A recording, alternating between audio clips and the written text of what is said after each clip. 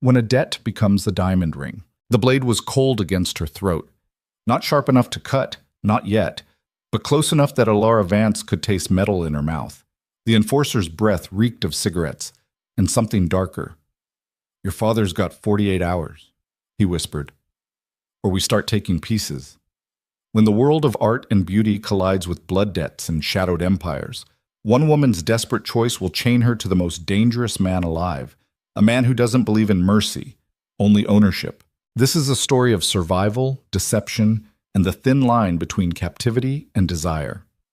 Stay with me until the very end, hit that like button, and drop a comment telling me what city you're watching from. I want to see how far this story travels. The alley smelled like piss and wet cardboard, which wasn't unusual for this part of the city after dark, but Alara Vance barely noticed anymore. She'd walked this route 100 times, maybe more, cutting through the narrow passage between the shuttered Korean grocery and the back of the old theater because it shaved 5 minutes off her commute from the university library. 5 minutes mattered when you were 22 broke. And your father drank through the grocery money faster than you could earn it, restocking shelves at the campus bookstore. Her canvas tote bag dug into her shoulder, heavy with borrowed textbooks about Italian Renaissance painters, and the symbolism of light in Caravaggio's work. Beautiful stuff. Useless stuff, her father called it, but Alara didn't care. Art history was the only thing that made sense in a world that had stopped making sense around the time her mother packed 2 suitcases and left without saying goodbye. That was 6 years ago. The hole never closed. She was thinking about Caravaggio's use of shadow when the footsteps started behind her. Not casual footsteps, purposeful ones, the kind that matched your pace when you slowed down, that sped up when you did. Alara's throat tightened. She wasn't naive. She'd lived in this neighborhood long enough to know what danger sounded like, but knowing didn't make her less afraid. Her fingers tightened around the strap of her bag and she walked faster, her sneakers scuffing against cracked pavement. The alley stretched ahead, darker than it should be because someone had smashed the overhead light again. 30 more feet, 20. She could see the glow of the street beyond, the traffic lights cycling from red to green, indifferent. Alara Vance. Her name. They said her name. She stopped. Stupid maybe, but her legs made the decision before her brain caught up. Slowly, she turned. 2 men. Both broad-shouldered, both wearing dark jackets that looked too heavy for the mild October night. The one on the left had a scar that split his eyebrow in half, pale and puckered. The one on the right was younger, maybe 30, with the kind of smile that didn't reach his eyes. "You know who we are?" Scarface asked. His voice was flat, bored even, like he'd had this conversation 1,000 times. "No." Her voice came out smaller than she wanted. She cleared her throat. "Should I?" The younger one laughed. It wasn't a nice sound. "Your old man sure does." Her stomach dropped. "What do you want?" "Not what we want, sweetheart. What we're owed." Scarface took a step closer. Not aggressive, not yet, but deliberate. "Your daddy's into some people for a lot of money. 60 grand. You know about that? $60,000. The number hit her like a fist. Alara's father was a drunk and a liar and a disappointment, but she'd thought his gambling was small time. Betting on football games with his buddies at the bar. Scratch-offs from the gas station. Not this. Never this. I don't know anything about that." "Yeah, well, ignorance ain't gonna pay the debt." The younger one pulled something from his jacket pocket. For one terrible second, Alara thought it was a gun, but it was just a phone. He tapped the screen, turned it toward her. "See that? That's your address, your work schedule, your route home." He tilted his head, almost friendly. "We know everything, Alara. Where you go, who you talk to. We even know about your little scholarship. Art history, right? Smart girl." She couldn't breathe, couldn't think. The world narrowed to the blue glow of the phone screen and the weight of their attention on her skin. "Your father's got 48 hours to come up with the money," Scarface said. "After that, interest starts accruing. 10%. Daily." "That's insane. That's the deal." He shrugged. "Or maybe we start collecting in other ways. You're a pretty girl. Healthy. Could be worth something." The younger one grinned wider. "Could be worth a lot." Alara's hands were shaking. She shoved them into her jacket pockets so they wouldn't see. "I don't have that kind of money. Neither does he." "Then you better figure something out." Scarface stepped back, casual as anything, like they'd just been discussing the weather. 48 hours, Alara. Clock's ticking. They walked away. Just like that. Left her standing in the alley with her heart hammering so hard she thought it might crack a rib. She didn't move until their footsteps faded completely, until the silence swallowed her whole. When she finally made it home, a cramped second-floor apartment above a laundromat that never stopped running, her father was exactly where she expected him to be. Passed out on the couch, an empty whiskey bottle on the floor beside him, the TV playing some late-night infomercial about knives that could cut through a shoe. Alara stood in the doorway and looked at him. The man who used to carry her on his shoulders at the county fair. The man who taught her how to ride a bike and told her she could be anything she wanted. That man was gone. Hollowed out. Replaced by this husk who reeked of booze and broken promises. She wanted to scream at him, shake him awake and demand answers.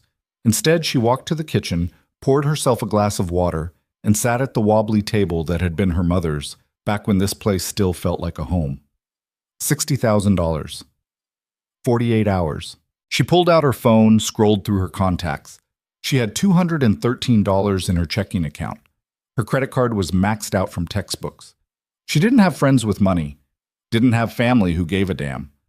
Her thumb hovered over a name she hadn't called in months, Luca DeLuca. Her best friend since sophomore year of high school, back when they were both weird kids who didn't fit in, him because his family had money and a reputation that made people nervous, her because she spent lunch breaks in the art room instead of the cafeteria. Luca was good, kind in a way that felt rare. He'd helped her move into this shithole apartment when her mom left. Bought her groceries when things got tight, always casual about it, never making her feel small. But Luca couldn't fix this. 60 grand wasn't the kind of problem you solved by asking your college buddy for a loan. There was someone else, though. Someone Luca had mentioned exactly once in a voice that went quiet and careful. Ronan DeLuca, Luca's older brother. Alara had never met him, never even seen a picture. But she'd heard the stories, everyone had. Ronan DeLuca was the kind of name people whispered in bars, the kind of man who owned half the city without ever showing up on a tax record. He ran things. Not businesses, empires, and not the legal kind. Luca didn't talk about him much. When he did, it was with a mix of respect and something that looked a lot like fear. Alara stared at her phone until the screen went dark. Then she texted Luca. "I need to talk to your brother."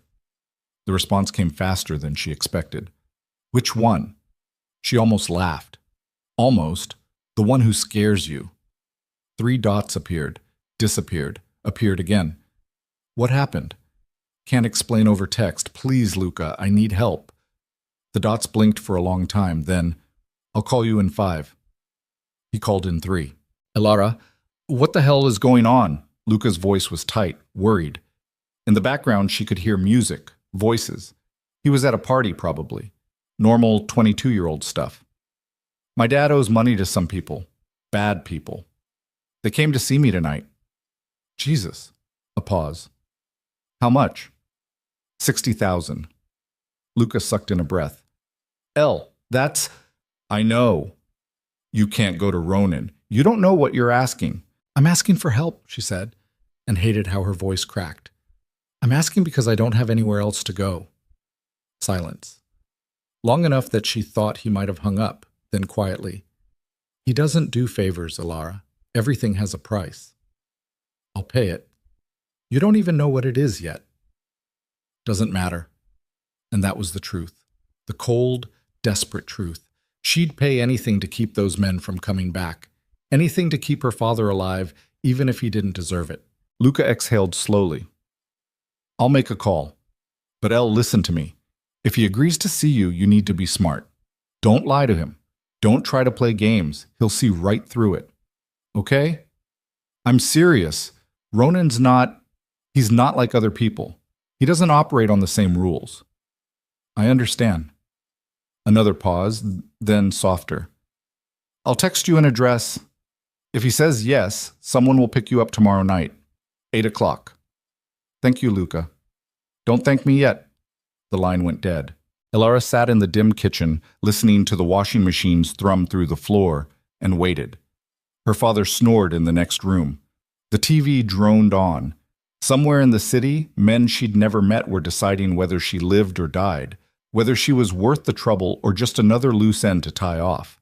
At 2:47 a.m., her phone buzzed. "He'll see you." Black car. 8 p.m. Don't be late. She didn't sleep that night. Couldn't. Just sat by the window and watched the street below, waiting for dawn to break through the darkness.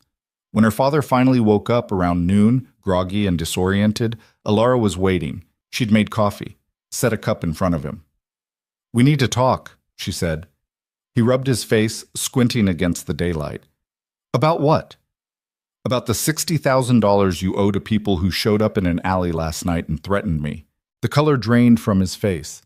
For a second he looked like he might deny it, spin some story, but then his shoulders sagged. He looked old, used up. "I was going to handle it," he said. "How?" "I don't know. I was working on it." "You don't have a job, Dad. You don't have anything." She kept her voice level, but her hands were fists under the table. "They said 48 hours. That was last night. So we've got 1 day left." "Elle, I'm sorry." "I don't want sorry. I want to know how this happened." He stared into his coffee like it held answers. "Started small, couple bets here and there. Then I hit a bad streak, tried to win it back, and it just kept getting worse. I thought I could fix it. I really did." "You thought wrong." He flinched. "Good. Let him hurt." "I'm meeting with someone tonight," Alara said. "Someone who might be able to help." "Who?" "You don't need to know." "Alara?" "You lost the right to ask questions when you put a target on my back." She stood, dumped her untouched coffee into the sink. "Stay here. Don't go anywhere. Don't drink. Don't do anything stupid." "What are you going to do?" She didn't answer, just grabbed her jacket and walked out. The day crawled. Alara went through the motions, class, work, library, but none of it felt real. She kept seeing those men in the alley, kept hearing the younger one's voice. Could be worth a lot. By the time 7:30 rolled around, her nerves were so frayed she thought she might snap. She changed clothes 3 times before settling on jeans and a dark sweater. Nothing fancy. She wasn't trying to impress anyone. At 7:55, she stood on the curb outside her building, watching the street. At exactly 8 o'clock, a black sedan pulled up. The windows were tinted dark enough that she couldn't see inside. The back door opened. Alara got in. The man behind the wheel didn't look at her, didn't speak, just pulled into traffic and drove. The interior smelled like leather and something faintly metallic. There was no music, no conversation, just the hum of the engine and the city sliding past outside. They drove for 20 minutes, leaving the cramped streets of her neighborhood behind, crossing into a part of town where the buildings got taller and the lights got brighter. Old money. New power. The kind of place where people like Alara didn't exist unless they were serving drinks or cleaning floors. The car turned down a private drive, passed through a gate that opened without the driver touching anything, and stopped in front of a house that looked more like a fortress. Stone and steel and glass, all sharp angles and cold edges. Lights glowed behind curtains, but the place felt empty. Haunted. The driver got out, opened her door. "This way." She followed him up wide steps, through a front door that was heavy enough to stop a tank. Inside, the air was cooler. The floors were polished marble, the walls lined with art that probably cost more than her entire life. A chandelier hung overhead, dripping light like diamonds. "Wait here," the driver said, and disappeared down a hallway. Alara stood in the foyer and tried not to look as terrified as she felt. Her reflection stared back at her from a mirror on the wall, pale, wide-eyed, small. She looked like a kid playing dress-up in a world that would eat her alive. Footsteps. Not the driver's. These were slower, heavier. A man appeared at the top of the staircase, Ronan DeLuca. He was tall. That was the first thing she noticed. Tall and built like someone who didn't need a gun to make you nervous. Dark hair, dark eyes, a jaw sharp enough to cut. He wore a black shirt with the sleeves rolled to his elbows, and even from across the room, Alara could see the ink that covered his forearms, patterns and symbols she didn't recognize. He didn't smile, didn't offer a greeting, just looked at her the way you'd look at a problem you hadn't decided how to solve yet. "Alara Vance." His voice was low, rough around the edges. Not loud, but it filled the space anyway. "Yes. You're Luca's friend." I am. He came down the stairs, slow and deliberate, and stopped a few feet away. Up close, he was even more intimidating. Not because he was trying to be, that was the worst part. He just was. My brother said you need help. I do. Tell me. So she did. Told him about the alley, the men, the debt. Told him about her father and the 48 hours and the fear that sat in her chest like a stone. She didn't cry, didn't beg, just laid it out plain and simple, because Luca had said not to play games, and she believed him. When she finished, Ronan was quiet. He studied her the way someone might study a painting, looking for details, for flaws. 60,000, he said finally. Yes. That's not a small number. I know. And you want me to make it go away. It wasn't a question, but she answered anyway. Yes. Why would I do that? Her stomach twisted. I don't know. Luca said you might. Luca's soft. Not mean, just factual. He sees a friend in trouble. He wants to fix it. That's not how I operate. Then why did you agree to see me? His mouth twitched, not quite a smile. Curiosity. Elara's hands were shaking again. She shoved them into her pockets. Look, I don't have money. I don't have connections. I don't have anything you'd want. But I'm asking anyway, please. These people are going to hurt me. They're going to hurt my father, and I don't know what else to do. Ronan tilted his head slightly, considering. You go to school. Yes, art history. Useless degree. Probably. But you're smart. I try to be. And you're desperate. She swallowed hard. Yes. He nodded slowly, like she'd confirmed something he already knew. Then he walked past her toward a room off the foyer. Come. She followed. The room was an office. Dark wood, floor-to-ceiling bookshelves, a desk that looked like it weighed more than her car. Ronan moved behind it, poured 2 glasses of something amber from a crystal decanter. He slid one across the desk toward her. Sit. She sat. Didn't touch the drink. Ronan leaned against the desk, arms crossed. I can make your problem disappear. Tonight, if I wanted. 1 phone call, and those men won't come near you again. Hope flared in her chest. You will? I didn't say that. His eyes were cold, dark, unreadable. I said I can. Whether I will depends on what you're offering in return. I told you I don't have money. Yeah, I heard you the first time. He picked up his glass, took a slow sip. But you've got something else. Her pulse spiked. What? Optics. I don't understand. Ronan set the glass down, straightened. I'm in the process of consolidating some business interests, legitimizing certain operations. That requires a specific kind of image, stable, respectable, the kind of man people trust with their investments. He paused. The kind of man who has a fiancé. Elara's brain stuttered. What? I need someone to play the part, show up at events, smile for cameras, convince the world that Ronan DeLuca is a man who's settled down. He said it like he was discussing a grocery list. You'd live here, wear the ring, follow the script. You're asking me to fake an engagement. I'm offering you a solution. That's insane. That's the deal. She stared at him, trying to process, trying to find the angle, the trick. For how long? 6 months? Maybe a year? Depends how things play out. And after that? After that, we part ways, quiet, clean, no drama. What if I say no? His expression didn't change. Then you walk out of here, and whatever happens to you and your father happens. Not my problem. Elara's throat was dry. She picked up the glass he'd poured, took a sip. It burned going down. Why me? You're nobody, no connections, no history, no complications. You're exactly what I need. That's not flattering. It's not meant to be. He moved around the desk, leaned against the edge so he was closer. Not threatening, just present. You want honesty? Here it is. This is a transaction. I solve your problem. You solve mine. No feelings, no expectations beyond what's in the contract. There's a contract. There will be.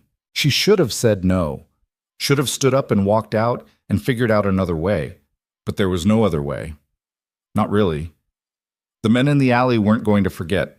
Her father wasn't going to suddenly develop a conscience or $60,000. This was it, the only option. If I say yes, she said slowly, what happens to my dad? His debt gets wiped completely, and he gets put somewhere he can't fuck up again. What does that mean? Rehab. Real rehab. The kind that doesn't let you leave until you're clean. Ronan's voice was firm. He stays there as long as it takes. That's non-negotiable. And me?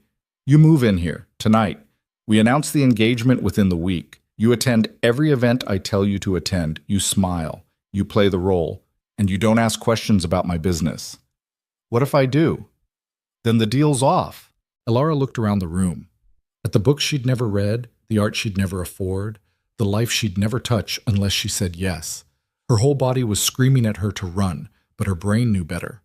Running didn't solve anything. Running just meant dying slower. Okay, she said. Ronan's eyes narrowed. Okay, what? I'll do it. Say it clearly. She met his gaze, held it. I'll be your fiancé. Something flickered across his face. Satisfaction, maybe? Or just recognition that he'd won. He straightened, walked to the door, called out. Marcus! The driver appeared. Take Mr. Vance to the facility. Tonight. Make sure he gets there safely. Yes, sir.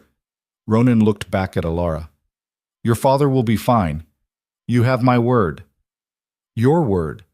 She almost laughed. I don't even know you. You will. And that was the part that scared her most. Because he said it like a promise, like a threat, like something inevitable. Marcus left. Ronan pulled out his phone, made a call. She couldn't hear what he said, but his voice was clipped, efficient. When he hung up, he turned to her. The men who came to see you, they won't bother you again. Just like that? Just like that? Who were they working for? Does it matter? I'd like to know. He smiled. It wasn't warm. You just asked a question about my business. Alara's stomach dropped. I'm sorry, I didn't mean... Relax. You get one. Everyone does. He poured himself another drink. They were working for a loan shark named P.D. Costa, small-time operator, thinks he's bigger than he is. I'll have a conversation with him.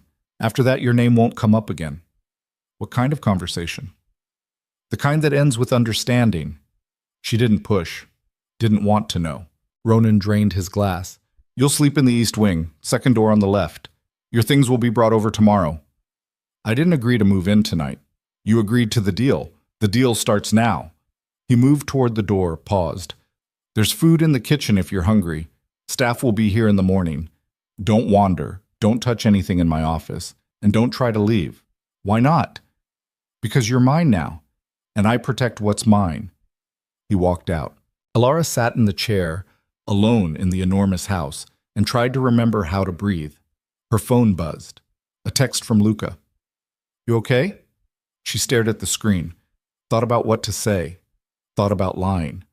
I think I just sold my soul.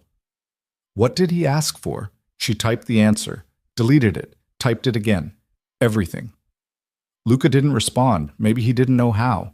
Elara stood, walked to the window. Outside, the city glittered like broken glass. Somewhere out there, her father was being driven to rehab. Somewhere out there, men who'd threatened her were getting a visit from Ronan's people. And here she was, in a house that felt like a museum, engaged to a man who looked at her like she was a tool, not a person. She pressed her forehead against the cool glass and closed her eyes. This was survival. That's what she told herself. This was the price of staying alive. But deep down, in the part of her that still believed in art and beauty and things that mattered, she wondered if staying alive was worth it. Her phone buzzed again. He'll keep his word. He always does. But Elle, be careful. Ronan doesn't lose, ever. She didn't reply, just stood there in the dark, wearing a ring she hadn't been given yet, bound to a man she didn't know, and wondered how long it would take before she forgot who she used to be. Somewhere in the house, a door closed. Footsteps echoed. Then silence. Elara opened her eyes. The city stared back, cold and indifferent, and in the reflection of the glass, she saw herself, small and pale and alone, standing in a fortress that was already starting to feel like a cage. Elara woke to silence so complete it felt like drowning. No car horns, no sirens, no muffled arguments bleeding through thin walls or the constant groan of washing machines grinding through the floor. Just silence, thick and suffocating, broken only by her own breathing. For a disorienting moment, she forgot where she was. Then the ceiling came into focus, high, pristine white, with crown molding that probably cost more than a semester's tuition, and it all came rushing back. The deal.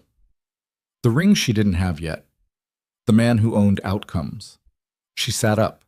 The bed was enormous, the sheets some thread count she'd only read about in magazines. Sunlight filtered through curtains that looked like they'd been spun from silk.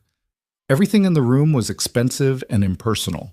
A hotel designed by someone who'd never had to care about comfort. Her phone sat on the nightstand. 6:47 a.m. 3 missed calls from Luca.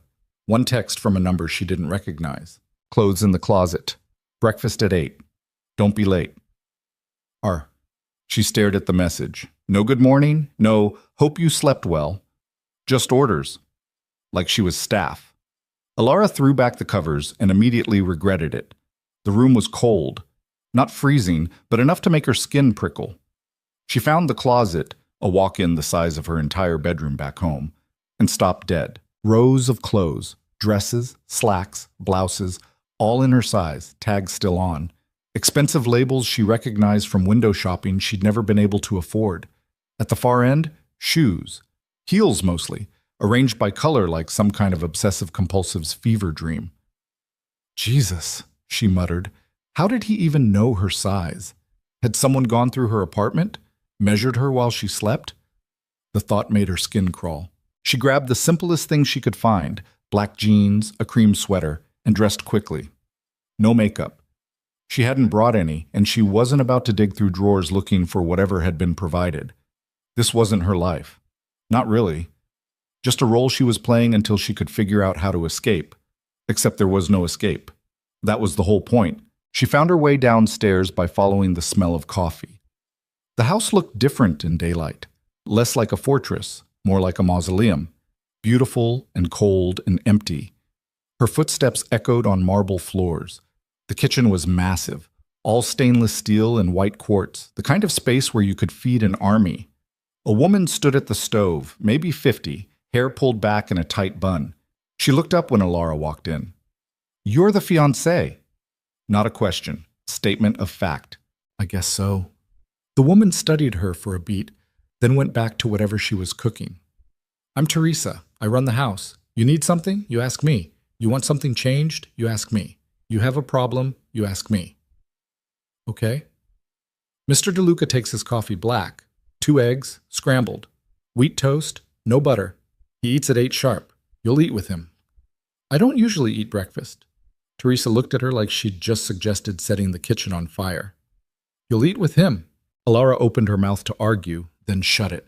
Pick your battles. That's what her mother used to say, back when her mother still said anything. Fine. Sit. She sat at the long dining table that could have seated 20. Teresa brought coffee, black, hot, bitter enough to strip paint, and disappeared back into the kitchen. Alara wrapped her hands around the mug and waited. Ronan appeared at exactly 8. He wore a suit today, charcoal gray, tailored so perfectly it looked like it had been built around him. His hair was still damp from a shower. He didn't look at her as he sat down at the head of the table, just pulled out his phone and started scrolling. Teresa brought plates.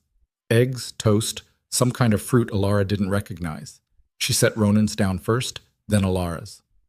Thank you, Alara said. Teresa nodded and left. Ronan ate in silence. Alara picked at her eggs, too nervous to actually taste anything. The clock on the wall ticked. The coffee was too hot. Her sweater itched. Your father arrived at the facility last night, Ronan said without looking up. He's being evaluated today. Is he okay? Define okay. Is he hurt? No. Can I talk to him? No. Ronan set his phone down, finally looked at her. He's there to get clean. That means no distractions, no contact until the doctors say otherwise.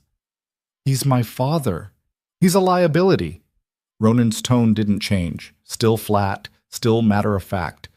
You want him to survive this? Let him do the work. Alara's jaw tightened. You could have told me that last night. I'm telling you now. You're telling me I don't get a say. You don't. He picked up his coffee, took a sip. You signed up for this. That means following the rules. I didn't sign anything. Metaphorically. Fuck your metaphors. The words were out before she could stop them. Ronan's eyes sharpened, and for a second she thought she'd crossed a line, but then his mouth twitched. Not quite a smile, something darker. Careful, Ilara. Or what? Or you'll find out what happens when you forget your place. My place? She laughed, sharp and humorless. You mean the cage you bought me for 60 grand? He leaned back in his chair, studying her. You've got a mouth on you. Yeah, well, it's the only thing I've got left that's mine. Ronan didn't respond, just looked at her like he was deciding something. Then he stood, buttoned his jacket. We're going out tonight. Dinner. There's a dress in your closet. Black, knee length. Wear that. What if I don't want to? Then you'll wear it anyway. He grabbed his phone, his keys. Car leaves at 7. Be ready. Where are we going? Does it matter? I'd like to know. He paused at the door. You're meeting people who need to believe we're real. So smile, be charming, and don't embarrass me. Then he was gone. Ilara sat alone at the table, staring at her half-eaten breakfast, and felt the walls close in. The day dragged. She tried to read. There were books in the library, thousands of them, but couldn't focus. Tried to watch TV, but everything felt fake.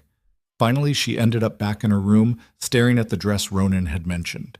It was beautiful, simple, elegant, the kind of thing she'd have killed to wear to a gallery opening back when she thought her degree might actually lead somewhere. Now it just felt like a costume. Her phone buzzed. Luca, can I come see you? She typed back immediately. Please, be there in an hour. When the doorbell rang, did this place even have a doorbell? Teresa answered it. Ilara heard voices, then footsteps. Luca appeared in the doorway of the library where she'd been pretending to read. He looked worried. More than worried. Scared. Hey, he said. Hey. He crossed the room, pulled her into a hug. She didn't realize how much she needed it until his arms were around her and she was fighting not to cry. You okay? He asked. No. Yeah, I figured. He pulled back, looked at her. What the hell were you thinking? I was thinking I didn't have a choice. There's always a choice, Elle. Not when men show up in an alley and tell you you're collateral. She moved to the window, looked out at the grounds. Your brother made me an offer. I took it. That's it. That's not it. Luca's voice was tight. You don't know what you just walked into. Then tell me. He ran a hand through his hair, the way he always did when he was stressed. He's not a bad guy. Not really. But he's dangerous, Ilara. He's built his whole life around control, around making sure nothing touches him, and now you're part of that. I'm not part of anything. This is temporary. You think that now. What's that supposed to mean? Luca looked at her for a long time. My brother doesn't let go of things. Once you're in his world, you don't just walk out. He said 6 months, maybe a year. He says a lot of things. Ilara's stomach twisted. Luca, you're scaring me. Good. You should be scared. He moved closer, lowered his voice. I love my brother, I do. But he's been through shit that broke him in ways I don't even understand. He doesn't trust anyone. Doesn't let anyone close. And the people he does let in, he owns them completely. I'm not his property. Aren't you? The question hung in the air like smoke. Ilara wanted to argue, to say he was wrong, but the words stuck in her throat. Because maybe Luca was right. Maybe the moment she said yes, she'd stopped being a person and become a thing. I'm sorry, Luca said quietly. I shouldn't have given him your message. I should have found another way to help you. There was no other way. There's always another way. He grabbed her hand, squeezed. But you're here now, so I'll do what I can. I'll keep an eye on things. Make sure he doesn't... Doesn't what? Luca's jaw tightened. Just be careful, okay? Don't push him too hard. Don't ask too many questions. And if things get bad, you call me. Define bad. He didn't answer. The front door opened, closed. Footsteps in the hall. Ronan's voice, low and sharp, talking to someone. Luca's whole body tensed. I should go, he said. Luca, I'll check on you tomorrow. He kissed her forehead, quick and brotherly. then headed for the door. In the hallway, he stopped. Ronan. Little brother. Ronan's tone was neutral. Didn't know you were stopping by. Just checking on Alara. She's fine. I wanted to see for myself. A pause. Then Ronan's voice, quieter. You have a problem with this arrangement? Do you care if I do? Not particularly. Then why ask? Another pause. Longer this time. Alara pressed herself against the wall, listening. She's your friend, Ronan said finally. I get that, but she's my responsibility now, which means you don't interfere. She's not a business deal, Ronan. Yes, she is. Jesus Christ, Luca's voice cracked. Do you hear yourself? Every word. She's a person, a good person, and you're using her. I'm protecting her. Ronan's tone sharpened. Those men who came after her?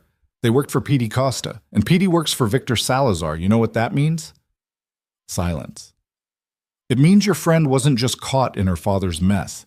She was bait. Victor's been looking for leverage against me for months. He saw an opportunity and took it. Alara's blood went cold. Victor Salazar. She knew that name. Everyone did. If Ronan DeLuca was whispered about in shadows, Victor Salazar was screamed about in nightmares. You're saying they targeted her? Luca's voice was barely above a whisper. I'm saying she was already dead. She just didn't know it yet. And now? Now she's mine, which makes her untouchable. Footsteps. Luca walking away. The front door opened, closed, then silence. Alara's heart hammered. She forced herself to breathe, to think. Victor Salazar. Leverage. Bait. The pieces clicked together in a way that made her want to scream. Ronan appeared in the doorway. How much did you hear? Enough. He nodded. Didn't apologize. Didn't explain. Just looked at her the way he had last night, like she was a problem he was still deciding how to solve. You should start getting ready, he said. We leave in 3 hours. I'm not going. Yes, you are.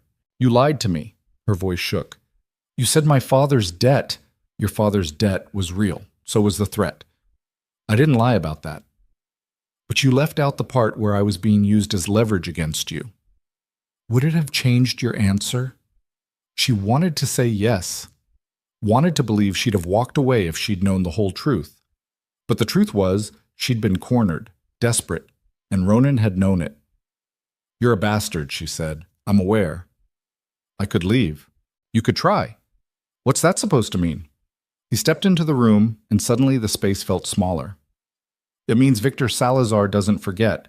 It means if you walk out that door, you're signing your own death warrant, and your father's, and probably Luca's, just for being stupid enough to care about you. His eyes were hard, cold. So no, Alara. You can't leave, not anymore. She hated him. In that moment, she hated him more than she'd hated anyone in her entire life. But she also knew he was right. Get ready, Ronan said. 3 hours. He left. Alara stood in the library shaking and stared at her reflection in the window. The girl looking back was a stranger, pale, trapped, already starting to fade. She went upstairs, found the black dress. Put it on because what else was she going to do? It fit perfectly. Of course it did. Ronan didn't do anything halfway. At 6:55, she stood in the foyer, waiting. Her hands were clammy. Her stomach churned. Ronan came down the stairs at exactly 7, and for a second she forgot to breathe. He'd changed into a different suit. Black, perfectly tailored, he looked like money and violence wrapped in silk. He stopped in front of her, eyes traveling from her face to her dress and back. You'll do. Gee, thanks. I'm not trying to flatter you, I'm assessing. He pulled a small box from his pocket. Velvet, dark blue. Opened it. Inside was a ring, diamond, obscenely large. Give me your hand. She didn't move. Alara. This is insane. This is necessary. He grabbed her left hand, slid the ring onto her finger. It was heavy, cold. It fit perfectly, which somehow made everything worse. We're engaged. That's the story. You smile. You laugh at my jokes. You let me touch you. Nothing inappropriate, just enough to sell it. Can you do that? Do I have a choice? No. He led her outside. A different car tonight. Sleek, black, expensive. The driver opened the door. Alara got in. Ronan slid in beside her, and the door closed. The world outside disappeared behind tinted glass. They drove in silence. Alara twisted the ring on her finger, watching the diamond catch the light. It was beautiful. She hated it. "Where are we going?" she asked finally. "Dinner." "With who?" "Business associates." That's not an answer. Ronan looked at her. "You'll meet them. You'll smile. You'll let them think you're madly in love with me, and you won't ask questions. That's the answer." "What if they ask me questions?" "Keep it vague. We met through Luca. Fell in love. Decided to take the leap. Simple." "Nothing about this is simple." "Then fake it. You're smart. Figure it out." The restaurant was the kind of place that didn't have prices on the menu. All low lighting and expensive wine and waiters who moved like ghosts. The host recognized Ronan immediately, led them to a private room in the back. 3 people were already seated. 2 men, 1 woman. All of them looked up when Ronan walked in. "Ronan?" The older of the 2 men stood, extended a hand. He was maybe 60, silver hair, expensive watch. "Good to see you." "David." Ronan shook his hand, then gestured to Alara. "This is my fiancée, Alara Vance." The man's eyes lit up. "I heard rumors. Didn't believe them." "Believe them." Ronan's hand settled on the small of Alara's back. Warm. Possessive. "Alara, this is David Cormack, and his associates, Jennifer Wu and Marcus Delgado." Alara smiled, extended her hand. "Nice to meet you." Jennifer studied her the way a jeweler might study a stone, looking for flaws. "You're young." 22. "And you're marrying Ronan." "I am." "Bold choice." "I like bold." Jennifer's smile didn't reach her eyes. "I'm sure you do." They sat, ordered drinks. The conversation flowed around Alara like water around a stone. Business talk, contracts, investments. Things she didn't understand and wasn't supposed to. She sipped her wine and played her part, smiled when Ronan touched her hand, laughed when he made a dry joke about market volatility. It was exhausting. Halfway through the second course, David turned to her. "So, Alara, what do you do?" "I'm a student, art history." "Ah, an academic." He sounded amused. "How did you 2 meet?" She glanced at Ronan. He was watching her, expression unreadable, testing her. "Through his brother," she said. "Luca and I went to school together. Ronan came to pick him up one day, and we just clicked." "Love at first sight?" "Something like that." "How romantic!" Jennifer's tone suggested it was anything but. "And when's the wedding?" "We haven't set a date yet," Ronan said smoothly. "Still enjoying the engagement." "Well, don't wait too long." David raised his glass. "To the happy couple." They all drank. Alara's wine tasted like ash. The dinner dragged. By the time dessert arrived, Alara's face hurt from smiling. Her hand hurt from Ronan holding it. Her chest hurt from pretending. Finally, mercifully, it ended. They said their goodbyes. Ronan's hand never left her back as they walked out. In the car, she sagged against the seat. That was hell. "You did well." I felt like a performing monkey. "You'll get used to it." "I don't want to get used to it." Ronan looked at her. "What you want stopped mattering the moment you said yes." Alara turned away, stared out the window. The city blurred past, lights and shadows and people who had no idea what it felt like to be bought. Back at the house, she went straight to her room, kicked off the heels, pulled off the dress, stood in front of the mirror in her underwear and looked at herself. The ring caught the light, mocked her. She tried to take it off. It wouldn't budge. "Son of a bitch!" She pulled harder. Her finger turned red. The ring stayed put. A knock at the door. "Alara?" "Ronan." She grabbed a robe, tied it closed. "What?" He opened the door without waiting for permission, saw her standing there, saw the ring, saw her red finger. His expression didn't change. "It's sized to swell," he said.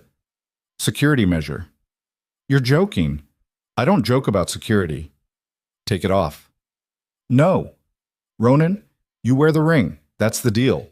He stepped into the room, closed the door behind him. "You did well tonight. They believed it. Good for them." "Jennifer's suspicious. That's fine. Suspicious keeps people honest." He moved closer.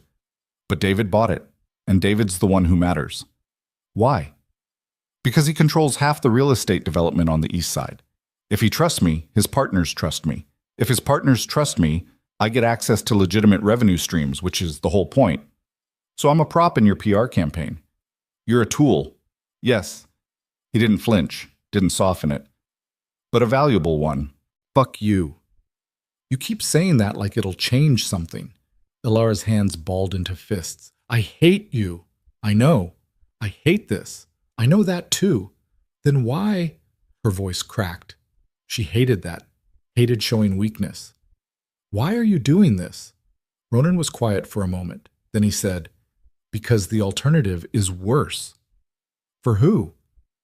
For everyone. He turned to leave. Wait. She didn't know why she said it, but he stopped. That thing you said earlier, about Victor Salazar, about me being bait, was that true? Ronan looked back at her. Yes.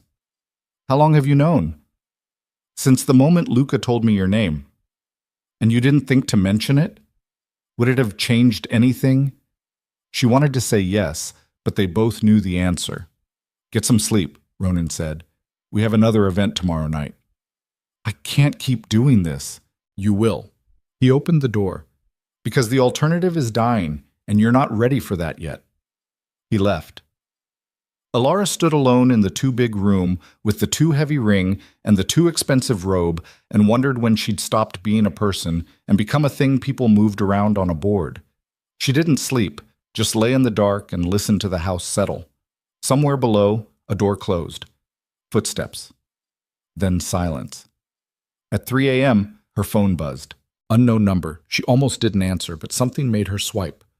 Hello? Breathing, rough, labored. Then a voice, male, unfamiliar. You're very pretty, Ilara Vance. Her blood turned to ice. Who is this? A friend or an enemy. Depends on how you look at it. I'm hanging up. Do that and your father dies, tonight, in his sleep. Painlessly, if you're lucky. Her hand tightened around the phone. What do you want? I want you to know that Ronan DeLuca doesn't protect people. He collects them. And when he's done, he discards them. Who the fuck is this? A laugh, low, oily. Tell Ronan that Victor Salazar sends his regards. The line went dead. Ilara sat up, heart hammering. Her hands shook. The phone felt like a bomb. Victor Salazar. The name Ronan had mentioned. The rival. The threat. She should tell someone. Should wake Ronan. Should... No. No, she couldn't. Because telling Ronan meant admitting she was a liability, meant proving she was more trouble than she was worth. And she'd seen what Ronan did with things that weren't worth the trouble. She deleted the call log, turned off her phone, climbed back into bed and pulled the covers up to her chin. Outside, the wind picked up. Branches scratched against the window like fingers trying to get in. Ilara closed her eyes and tried to convince herself she was safe. But safety was a lie. She knew that now. And the man who promised to protect her was the same man who'd put her in danger in the first place. Somewhere in the house, a clock chimed 4. Dawn was still hours away. And the night had never felt longer. Ilara didn't tell Ronan about the phone call. She told herself it was strategy, self-preservation. That admitting Victor Salazar had her number, literally, would make her look weak, expendable. But the truth gnawed at her in the gray hours before dawn. The truth was she didn't trust Ronan. Not with this. Not with anything. By the time sunlight bled through the curtains, she'd made a decision. If she was going to survive this, she needed information. Real information. Not the scraps Ronan fed her when it suited him. She got dressed, jeans, hoodie, nothing that screamed mob boss's fiancé, and slipped downstairs. The house was quiet. Teresa wouldn't arrive for another hour. Ronan's office door was closed, a strip of light visible underneath. He was already awake, already working. Ilara moved past it toward the garage. She'd seen the cars yesterday when Marcus had driven her father away. 6 of them, all black, all expensive. The keys hung on a board by the door. She grabbed a set, tested the fob. A sedan chirped in response. Her heart hammered as she slid behind the wheel. The engine purred to life, smooth and quiet. She half expected alarms to blare, guards to appear, Ronan to materialize in the rear-view mirror with that flat, dangerous expression. but nothing happened. The garage door opened. She drove out into the pale morning, and for the first time in days she could breathe. The city looked different at dawn. Softer. Less like a weapon. She drove without direction at first, just putting distance between herself and the estate. But eventually, muscle memory took over. She ended up outside her old apartment building, staring up at the second-floor window where her father's shadow used to move behind yellowed curtains. Someone else lived there now. The lights were off. Elara pulled out her phone, turned it on. 17 missed calls. 12 from Luca. 3 from a number she didn't recognize. 2 from Ronan. She ignored all of them and dialed a different number. One she'd found buried in her father's old contacts months ago, back when she'd still been naive enough to think she could fix him. The line rang 4 times, then a voice, rough with sleep. Yeah? Is this P.D. Costa? A pause, then, sharper. Who's asking? Elara Vance. You sent 2 of your guys to threaten me in an alley 3 nights ago. Silence. Long enough that she thought he'd hung up. Then, Jesus Christ, you've got balls. You know who you're engaged to? I know exactly who I'm engaged to. That's why I'm calling. Another pause. She could hear him thinking, weighing the risk. What do you want? Information. About Victor Salazar. You're out of your goddamn mind. Probably, but you're going to tell me anyway. Why would I do that? Because Ronan DeLuca scared you enough that you wrote off 60 grand without a fight, which means you're already compromised. And if I go back and tell him you refuse to help me, what do you think happens? Petey exhaled slowly. You're playing a dangerous game, girl. I didn't choose the game, but I'm in it now. She gripped the steering wheel tighter. Victor called me last night, threatened my father. I need to know what he wants. He wants Ronan dead. That's what he's always wanted. Why? Because Ronan's squeezing him out.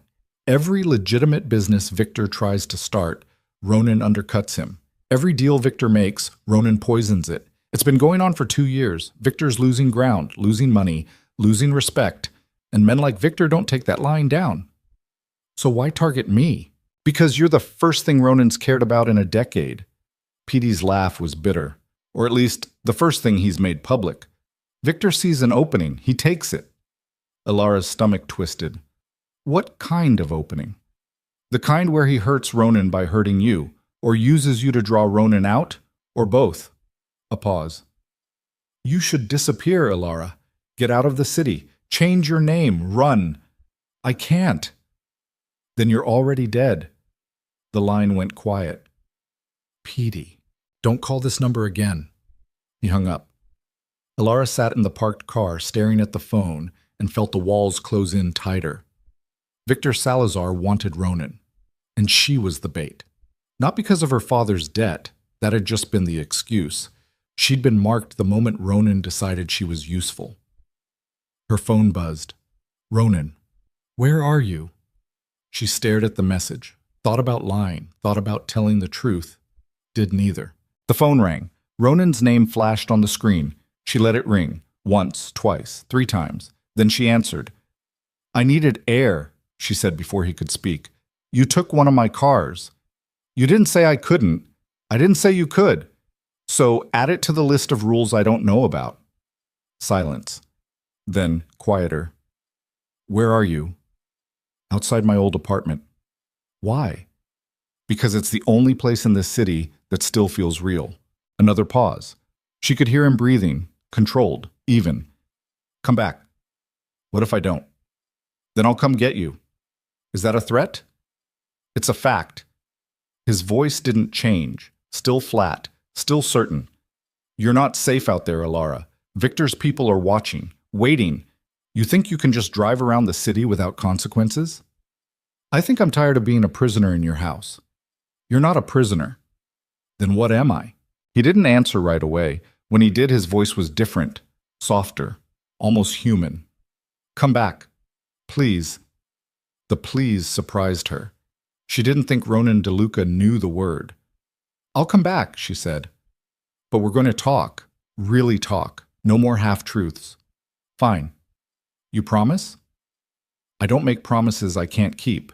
She hung up, started the car, drove back to the estate with her hands shaking and her mind racing. She'd pushed him. She didn't know if that was brave or stupid, maybe both. Ronan was waiting in the foyer when she walked in. He looked different. His suit jacket was off, sleeves rolled up, tie loosened. He looked tired, human. "You're angry," Alara said. "I'm concerned." "Same thing for you." He almost smiled. Almost. "Come on." He led her to his office, the room she'd been told not to enter. He poured 2 glasses of whiskey, handed her one, sat on the edge of his desk. "Ask," he said. "What?" "You wanted to talk, so talk. Ask me whatever you want." Alara took a sip. The whiskey burned. "Why me?" "I told you." "No, not the PR answer. The real answer. Why did you pick me?" Ronan studied his glass. "Because you were desperate, and desperate people are predictable." "That's cold." "That's honest." He looked up. "You wanted the truth." "What about the part where Victor was using me as bait? When were you going to mention that?" "When it became relevant." "It's relevant now." "No, it's not." He set his glass down. "Victor can threaten all he wants. He can't touch you, not while you're here." "He called me last night." Ronan's expression shifted, darkened. "What?" 3 a.m. Unknown number. "He told me you collect people and discard them. Told me my father would die if I didn't. I don't know." He hung up before giving me instructions. Ronan stood. "Why didn't you tell me?" "Because I didn't know if I could trust you." "And now?" "I still don't." He laughed, sharp and humorless. "At least you're honest." "One of us has to be." Ronan moved to the window, looked out at the grounds. "Victor's escalating. That's not good." "What does that mean?" "It means he's desperate, and desperate people make mistakes." He turned back to her. "But they also get dangerous." "So what do we do?" "We stick to the plan. You stay here, you play your role, and I handle Victor." "How?" "You don't need to know." "Yes, I do." Alara stood, crossed to him. "I'm the one he's targeting. I deserve to know what you're planning." Ronan looked at her for a long time. Then he said, "There's a gala tomorrow night. Big event. Politicians, business leaders, people who matter. Victor will be there." "And?" "And I'm going to make it very clear that you're untouchable." "How?" "By making sure everyone in that room knows exactly who you belong to." Alara's jaw tightened. "I don't belong to anyone." "Yes, you do." He stepped closer. "That's the whole point of this arrangement, Alara. You're mine. On paper, in public, in every way that matters. And tomorrow night, I'm going to make sure Victor understands that." "What if he doesn't care?" "Then I'll make him care." The way he said it, cold, certain, final, sent a chill down her spine. "You're going to kill him," she said quietly. Ronan didn't deny it. "If it comes to that." "Jesus Christ. You asked for the truth." "I didn't ask for that." "Then you should have been more specific." He moved past her, poured himself another drink. "Get some rest. Tomorrow's going to be a long night." "Ronan, we're done talking." He walked out. Alara stood alone in his office, surrounded by books and secrets and money that smelled like blood, and wondered how much longer she could keep pretending this was survivable. The next night came too fast. The dress was red this time, crimson, floor length, cut low enough to be interesting but high enough to be elegant. Alara stared at herself in the mirror and barely recognized the woman looking back. Hair pinned up, makeup professionally done by someone Teresa had called in, jewelry that probably cost more than her entire education. She looked like someone who mattered. She felt like a ghost. Ronan knocked once, then entered without waiting. He wore a tuxedo tonight, black and perfectly fitted, and for a second Alara forgot to breathe. He was beautiful in a terrible way, like a blade. "You ready?" he asked. "No." "Good. Neither am I." That surprised her. "You're nervous?" "I'm cautious. There's a difference." He offered his arm. "Let's go." The gala was held in a hotel ballroom that looked like it had been designed by someone who thought subtlety was a weakness. Crystal chandeliers, marble columns, enough gold leaf to fund a small country. People in tuxedos and gowns milled around with champagne glasses, laughing at jokes that weren't funny, making deals that would ruin lives. Ronan's hand stayed on her back the entire time. possessive, protective. She couldn't tell which. They made the rounds, shook hands, smiled. Ronan introduced her as his fiancée to everyone who mattered, and Alara played her part. Charming, gracious, the perfect accessory. And then she saw him. Victor Salazar. He was standing near the bar, surrounded by men in expensive suits who laughed at everything he said. He was shorter than she'd expected, stockier, with a face that might have been handsome once, before cruelty carved lines into it. He saw her at the same moment, smiled. Alara's blood turned to ice. "That's him," she whispered. Ronan's hand tightened on her back. "I know. He's coming over. Let him." Victor crossed the ballroom like he owned it, his entourage trailing behind. He stopped in front of Ronan, that smile never wavering. "Ronan," he said, "didn't expect to see you here." "Victor." Ronan's tone was neutral, polite. "Likewise." Victor's eyes slid to Alara. "And this must be the fiancée I've heard so much about." "Alara Vance," Ronan said. "Alara, Victor Salazar." Victor extended his hand. Alara wanted to refuse it, but Ronan's fingers pressed into her back, a warning. She shook Victor's hand. His grip was too tight, too long. "Charming," Victor said. "Absolutely charming." "Ronan, you've outdone yourself." "I think so." "When's the wedding?" "We haven't set a date." "Ah, keeping your options open. Smart." Victor's smile widened. "You know, Alara, if you ever get tired of this one, I'm always looking for good company." Alara forced a smile. "I'll keep that in mind." "You do that." Victor looked back at Ronan. "We should talk. Privately." "There's nothing to discuss." "I think there is." The air between them crackled. Alara could feel Ronan's tension, the way his body had gone rigid, coiled. "Not tonight," Ronan said quietly. "Then when?" "When I'm ready." Victor's smile finally faded. "You can't avoid me forever, Ronan." "I'm not avoiding you. I'm dismissing you." For a second, Alara thought Victor might throw a punch. His jaw tightened, his eyes went hard. But then he laughed. "Enjoy your night, Ronan. Both of you." He walked away. Ronan's hand stayed on Alara's back, but she could feel him shaking. Or maybe that was her. "That was stupid," she whispered. "That was necessary. You just made an enemy." "I already had an enemy. I just reminded him who's in control." Alara pulled away, turned to face him. "Are you? Am I what?" "In control." Ronan looked at her, really looked at her, and for the first time she saw something crack in his expression. Doubt, fear, human things. "I don't know," he said quietly. The honesty shocked her. Before she could respond, someone screamed. The ballroom went silent. Heads turned. At the far end of the room, near the doors, a man in a tuxedo had collapsed. Blood pooled beneath him, spreading across white marble. People scattered. Chaos erupted. Ronan grabbed Alara's arm, pulled her close. "Stay with me," he said. "What's happening?" "I don't know." Security swarmed. The doors locked. Someone shouted about calling an ambulance. Alara's heart hammered so hard she thought it might crack a rib. And then she saw him. Luca, standing near the body, his shirt splattered with blood, his face white as paper. "No," Alara whispered. "No, no, no." She broke from Ronan's grip, ran toward Luca. He looked up when she got close, and the expression on his face shattered her. He just fell," Luca said. His voice shook. "I was standing right there, and he just fell." Ronan appeared beside her. "Luca, what happened?" "I don't know. We were talking, and then—" Luca looked down at his hands. They were shaking. "There's so much blood."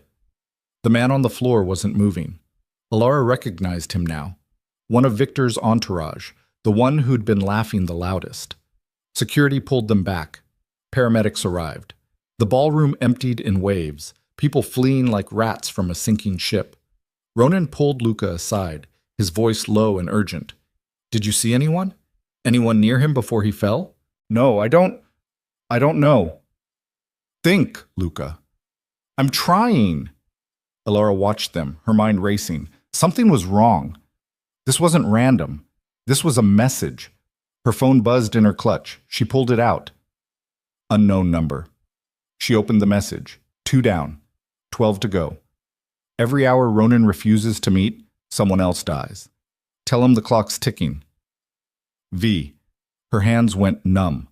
The phone slipped from her fingers, clattered to the floor. Ronan turned. What is it? She couldn't speak. Couldn't breathe. He picked up the phone, read the message. His expression went cold. Dead. Get her out of here, he said to Marcus, who'd appeared from nowhere. Take her home. Don't stop. Don't let anyone near her. Ronan? Alara started. Go. Now. Marcus grabbed her arm, pulled her toward the exit. She looked back. Ronan was already on his phone, his face a mask of fury and something darker. Luca stood frozen, staring at the blood on his hands. And somewhere in the chaos, Victor Salazar was watching, smiling. The ride home was silent. Marcus drove like he was being chased, weaving through traffic, running red lights. Alara sat in the back, her mind blank, her chest tight. When they arrived at the estate, Marcus walked her inside, checked every room, then stationed himself by the front door. Mr. DeLuca said not to leave this house, he said. I wasn't planning on it. I'm serious, Miss Vance. Stay inside, lock the doors. Don't answer the phone unless it's him. Okay. He left. Alara stood in the foyer alone in the massive house and felt the silence press down like a weight. Her phone buzzed. Ronan, are you safe? Yes. Stay there. I'll be home soon. She didn't respond. Hours passed. Midnight came and went. Alara paced the living room, the library, the kitchen, couldn't sit, couldn't think, just moved. At 2 a.m., the front door opened. Ronan walked in. His tuxedo was disheveled, his face drawn. He looked like he'd aged 10 years. What happened? Alara asked. Victor killed 3 more people. 2 at the gala, 1 at a restaurant across town. His voice was flat, mechanical. He's not bluffing. You have to meet with him. I can't. Why not? Because the moment I do, I lose. Ronan ran a hand through his hair.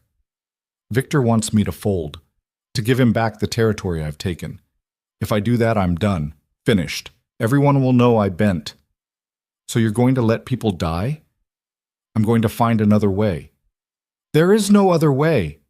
Alara's voice cracked. He's killing people, Ronan. Innocent people. Because of you. Because of us. I know that.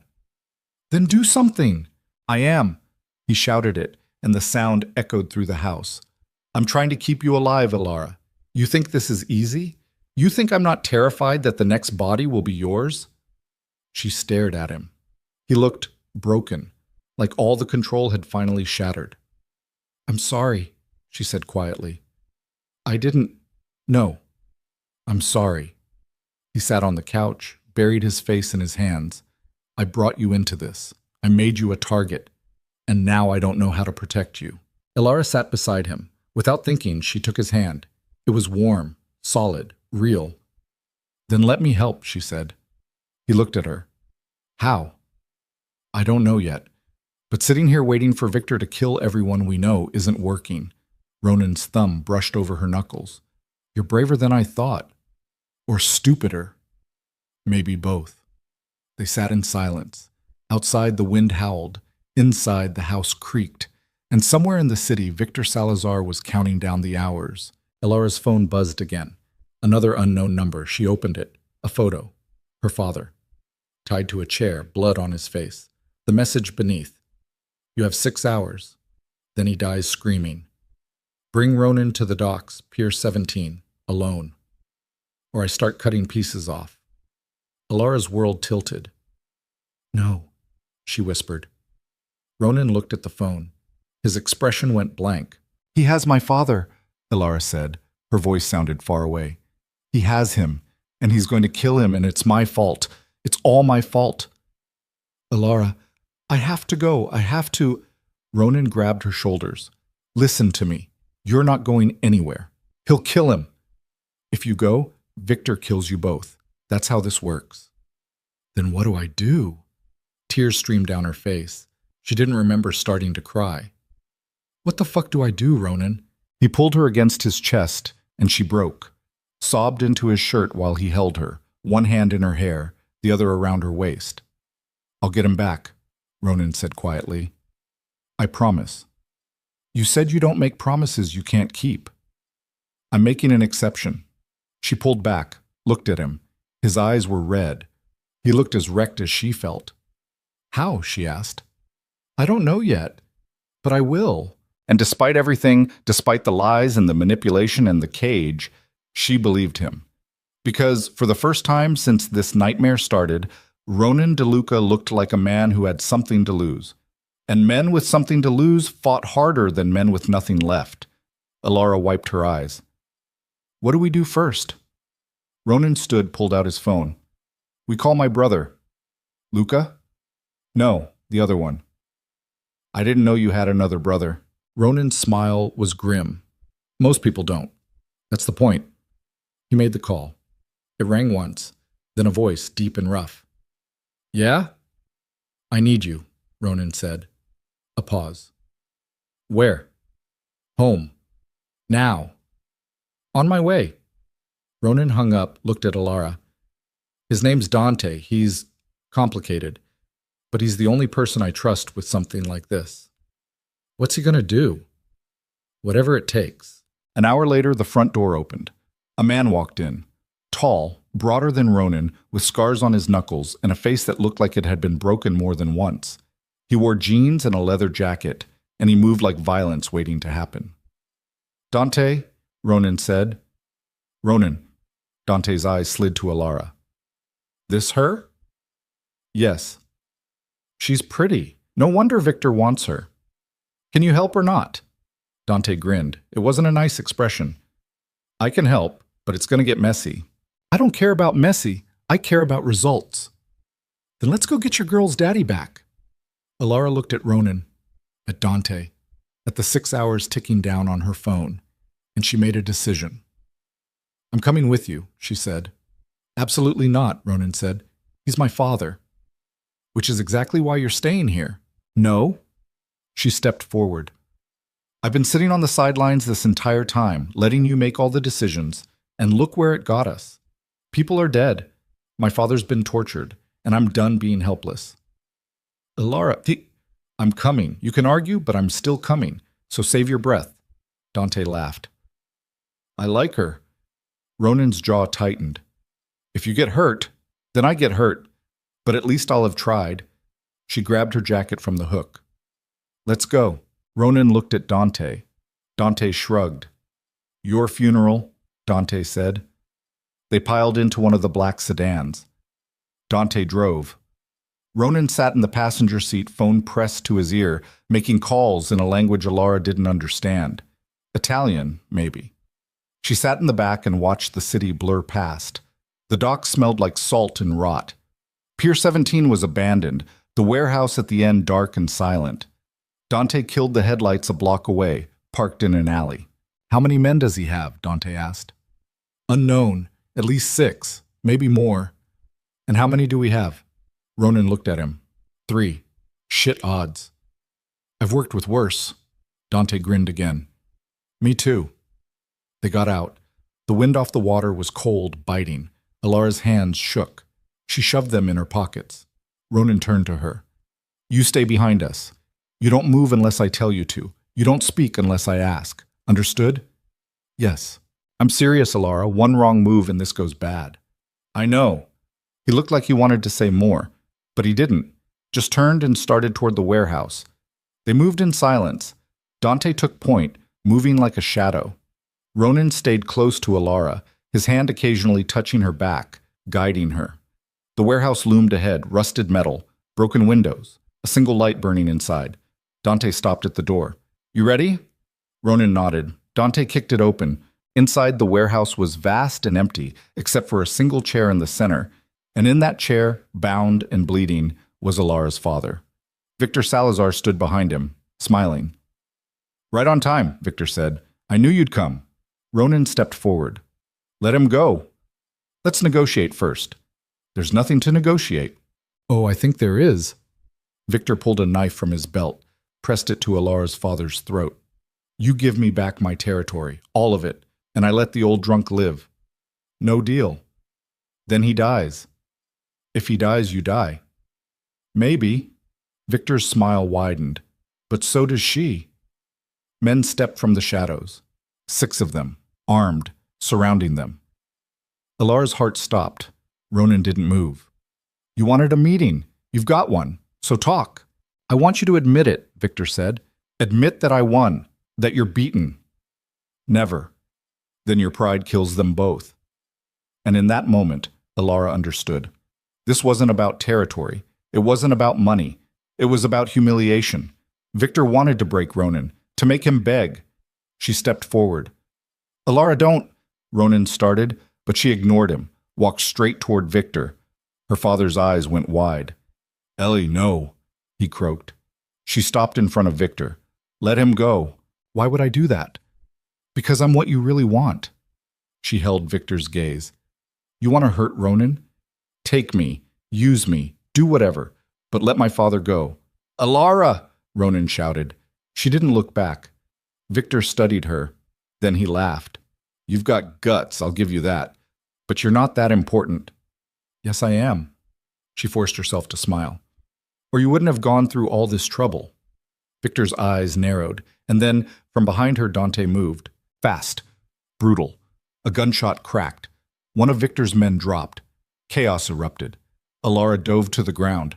Ronan pulled a gun from his jacket, fired twice. More bodies fell. Dante was a blur of motion, taking down men twice his size with ruthless efficiency. Victor grabbed Alara's father, used him as a shield. Everybody stop or I cut his throat. The warehouse went silent. Alara looked up, met her father's eyes, saw the fear there, the regret, the love. I'm sorry, baby, he whispered. Dad! Victor's knife moved, and Ronan fired. The bullet caught Victor in the shoulder. He screamed, dropped the knife. Alara's father slumped forward. Dante rushed in, cut his bonds, dragged him away. Victor clutched his shoulder, blood pouring between his fingers. You shot me. You actually shot me. Ronan walked forward, pressed the gun to Victor's forehead. This ends now. Do it. Victor smiled through the pain. But you'll never be legitimate. You'll always be what you are. A killer. Ronan's finger tightened on the trigger. Ronan, Alara said quietly. Don't. He looked at her, eyes wild, desperate. If you kill him, she said, you prove him right. He deserves to die. Maybe, but you deserve better. The gun shook in his hand, then slowly he lowered it. Get out, Ronan said. Leave the city. If I ever see you again, I'll finish this. Victor laughed, blood on his teeth. You think this is over? You think... Ronan hit him, once, hard. Victor crumpled. Dante hauled Alara's father toward the door. We need to move, now. They ran, out of the warehouse, across the docks, into the car. Dante floored it. Behind them, sirens wailed.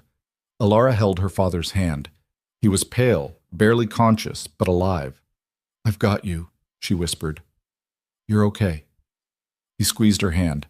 Couldn't speak, but his eyes said everything. They made it back to the estate just as dawn broke. Paramedics were waiting. Ronan must have called ahead. They took Alara's father inside, started treatment. Alara stood in the foyer, covered in blood and dirt, and finally let herself collapse. Ronan caught her, held her up. It's over, he said. But she knew better. This wasn't over. This was just the beginning of something far more dangerous. Because somewhere in the chaos, she'd stopped pretending. She'd stopped playing a role. And the feelings clawing their way through her chest weren't fake anymore. They were real. Terrifyingly, impossibly real.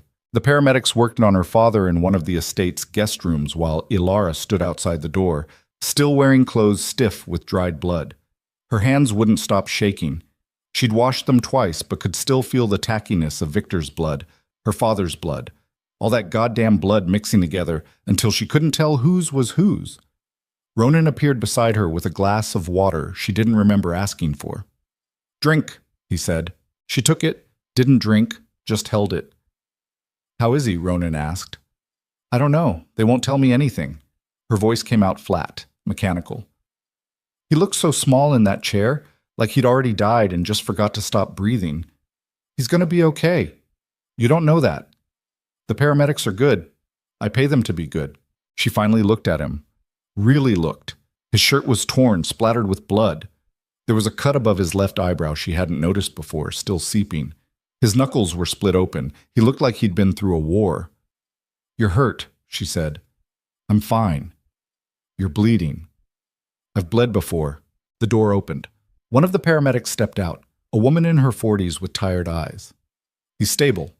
3 broken ribs, concussion, lacerations that'll need stitches. But he'll live. Alara's knees went weak. Ronan caught her elbow, held her steady. Can I see him? She asked. 5 minutes. He needs rest. Alara went in. Her father lay on the bed, bandaged and bruised, hooked up to an IV. His eyes were closed. She pulled a chair close, sat down, took his hand. Hey, Dad, she whispered. His eyes opened, bloodshot, unfocused. But there. Ellie, his voice was a rasp. You shouldn't have come. Of course I came. You're my father. I'm a fuck-up. Yeah, well, you're my fuck-up. He tried to smile, winced instead. I'm sorry for everything, for the debt, for the drinking, for... Stop. She squeezed his hand. We'll talk about it later. Right now you just need to heal. That man, Ronan, he saved my life. I know. You really going to marry him? Alara looked at the ring still on her finger, the one she'd tried to take off a lifetime ago. I don't know. He looks at you different. Different how? Like you matter. Her father coughed, groaned. Like you're the only thing that matters. Before she could respond, the paramedic came back in. Time's up. He needs to sleep. Alara kissed her father's forehead, whispered that she loved him, and left. In the hallway, Ronan was on his phone, voice low and urgent. He saw her, ended the call. We need to talk, he said. About what? About what happens next. He led her to his office. Dawn light filtered through the windows, painting everything gold. Ronan poured himself a drink, drained it, poured another. Victor's in the wind, he said without preamble. Dante tracked him to a clinic on the east side, but by the time we got there, he was gone. So he's still out there. For now. What does that mean? It means I've got people looking. He's injured, desperate, and running out of places to hide. We'll find him. And then what? You kill him? Ronan set his glass down. You stopped me once. Don't expect me to hesitate again. I wasn't trying to save Victor. I was trying to save you. From what? From becoming the thing everyone thinks you are. He laughed, sharp, bitter. Alara, I am that thing. I've always been that thing. You just didn't want to see it. That's not true. Isn't it? He moved closer. I've killed people, ordered deaths, destroyed lives because they got in my way. You think one moment of mercy changes that? I think it proves you're capable of more. I'm not looking for redemption. Maybe you should be. They stared at each other. The space between them felt electric, dangerous. Why do you care? Ronan asked quietly. I dragged you into this, made you a target. You should hate me. I do hate you. Her voice cracked. I hate that you lied. I hate that you manipulated me. I hate that you made me feel like I didn't have a choice. She stepped closer. But I also... The words stuck. She couldn't say them, couldn't make them real. Ronan's hand came up, cupped her face. His thumb brushed her cheekbone. You also what? I also can't stop thinking about you. It came out as a whisper. And I don't know if that's real, or if it's just Stockholm Syndrome, or if I'm losing my mind, but it's there. It's been there since the night at the warehouse when you almost killed Victor, and I saw something in your eyes that looked like... Like what? Like you were scared. His jaw tightened. I was. I am. Of Victor? Of losing you. The confession hung between them like smoke. Alara's heart hammered so hard she could feel it in her throat. Ronan, don't. He dropped his hand, stepped back. Don't say anything you can't take back. What if I don't want to take it back? He looked at her like she'd just driven a knife between his ribs. You don't know what you're saying. Yes, I do. Alara, she kissed him. It wasn't gentle, wasn't tentative. She grabbed the front of his shirt and pulled him down and pressed her mouth to his like she was drowning, and he was air. For a second, he didn't move, didn't react, and she thought she'd made a terrible mistake. Then his hands were in her hair, and he was kissing her back with a desperation that matched her own. His mouth tasted like whiskey and something darker.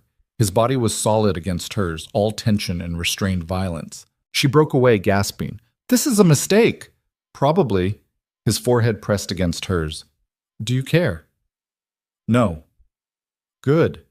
He kissed her again, harder this time, consuming. His hands moved down her back, pulled her closer. She could feel his heartbeat against her chest, fast and erratic, matching her own.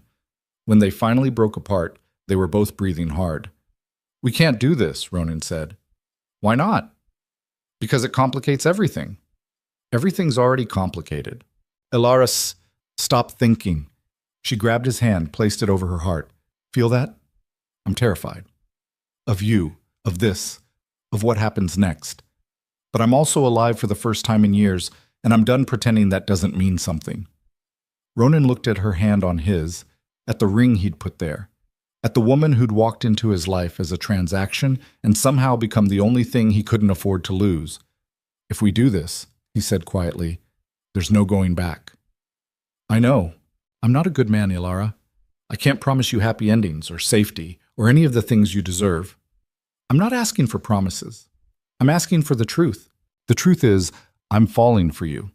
Have been since the night you stood in my foyer looking like you wanted to bolt but didn't. The truth is, you scare the hell out of me because caring about people makes them weapons. And the truth is, if something happens to you, I will burn this entire city to the ground." He paused. "That's the truth. Still want it?" She answered by kissing him again. This time, neither of them pulled away. They stumbled towards the desk. Papers scattered. A lamp crashed to the floor. Ilara didn't care. Ronan lifted her onto the desk, stepped between her legs, his mouth never leaving hers. His hands moved under her shirt, rough and urgent, and she gasped against his lips. "Wait," she breathed. He froze. "What's wrong?" "Nothing. I need you to know this isn't because I'm grateful or because I think it'll change the arrangement. This is because I want you, just you." Something in his expression softened. "I know." "Do you?" "Yes." He kissed her forehead, her cheek, the corner of her mouth. "Because I want you too. Not the role, not the convenience, you." And that was all the permission either of them needed. What happened next was frantic, desperate, a collision of need and fear and something that felt dangerously close to love.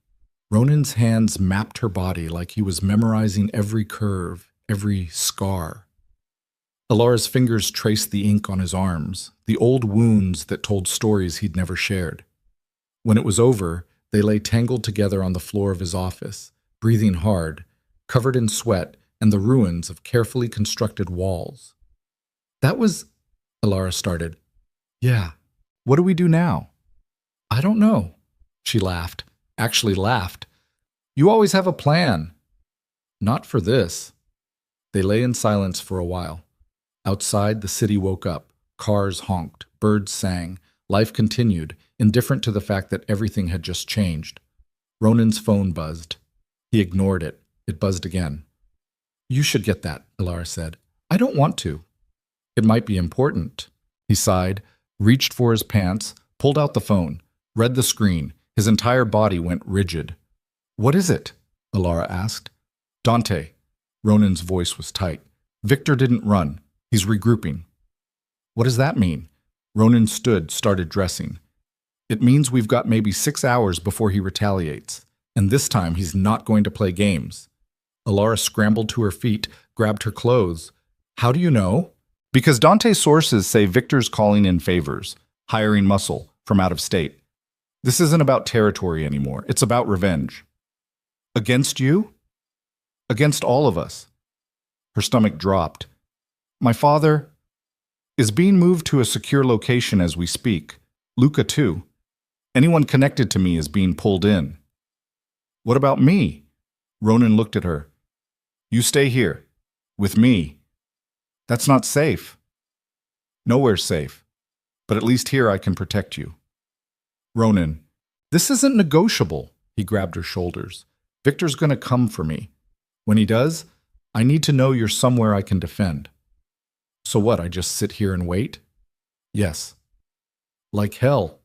His grip tightened. Alara, I almost lost you once. I'm not doing it again. And I'm not going to sit in a room while you throw yourself at a man who wants you dead. She pulled free. We do this together, or not at all? You're not trained for this. Neither was I trained to be fake engaged to a crime boss, but here we are. This is different. How? Because people are going to die tonight, and I can't— His voice broke. I can't have you be one of them. Alara grabbed his face, forced him to look at her. Then teach me to fight. Give me a gun. Do whatever you have to do, but don't lock me in a cage and call it protection. They stood there, eyes locked, both breathing hard. Finally, Ronan nodded. Okay, but you follow my lead. No heroics, no improvising. Deal. He pulled her into a kiss. Quick, hard. If you get hurt, I'll never forgive you. Right back at you. The next 6 hours were a blur. Ronan made calls, mobilized his people, turned the estate into a fortress. Men in tactical gear appeared from nowhere, setting up barriers, checking weapons, running drills. Dante showed up with a duffel bag full of guns and a grim expression. Victor's got 20 men, he said. Maybe more. He's planning to hit us tonight. Hard. How do you know, Sheikh? Ronan asked. Because one of his guys got drunk and started bragging at a bar. My source overheard. Could be a trap. Could be, but the timeline matches. Victor's not the type to wait. Ronan nodded. Then we don't wait either. We hit him first. You know where he is? I've got an idea. Dante grinned. I was hoping you'd say that. Ronan turned to Alara. She'd changed into dark jeans and a black shirt. One of Dante's people had given her a vest, bulletproof, heavy, uncomfortable. She wore it anyway. Last chance to back out, Ronan said. Not a chance. He handed her a gun, small, compact. You know how to use this? Point and shoot, right? Basically. He showed her the safety, the trigger. Don't aim unless you're ready to kill. And if you do shoot, don't hesitate. Hesitation gets you dead. Alara took the gun. It felt foreign in her hand. Heavy. Real. I can do this, she said. I know you can. They piled into 3 SUVs, Ronan, Alara, and Dante in the lead vehicle. The rest of Ronan's men followed. The sun was setting, painting the sky blood red. Where are we going? Alara asked.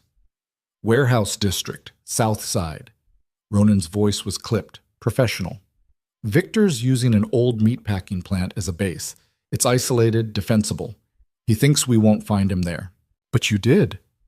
I always do. They drove in silence. Alara's hands were sweating. She wiped them on her jeans, checked the gun's safety for the 3rd time. Ronan noticed. You okay? No. Good. Fear keeps you sharp. What if I freeze? You won't. How do you know? Because you didn't freeze at the docks. You ran toward danger, not away from it. He glanced at her. That's not something you can teach. The warehouse district appeared ahead. Abandoned buildings, rusted metal, broken windows. The perfect place for a showdown. Dante parked a block away. The other SUVs pulled up behind them. Ronan's men got out, checked weapons, moved with military precision. Ronan turned to Alara. You stay behind me. Always. If I tell you to run, you run. If I tell you to hide, you hide. Understood? Yes. Say it. I stay behind you. I follow orders. Good. He kissed her, quick, desperate. Let's end this. They moved through the shadows. The meatpacking plant loomed ahead, lights burning in the windows.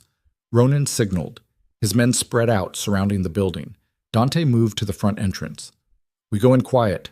Take out anyone on the perimeter. Then we find Victor. And then? One of the men asked. Then we finish this. They breached, silent, efficient. 2 guards at the door went down without a sound. Inside, the plant was a maze of hallways and rooms, all concrete and rust. The smell of old blood hung in the air. Alara's heart hammered. Every shadow looked like a threat. Every sound made her jump. But Ronan's hand on her back kept her grounded. They cleared the 1st floor. Nothing. Moved to the 2nd. found 3 of Victor's men in what used to be an office. Dante took them down before they could raise the alarm. "He's here," Ronan whispered. "I can feel it." They climbed to the 3rd floor, a single door at the end of the hallway. Light spilled from underneath. Ronan raised his hand. His men stopped. He looked at Dante. Dante nodded. Ronan kicked the door open. Inside, Victor sat at a desk, flanked by 6 men with guns. He looked up, smiled.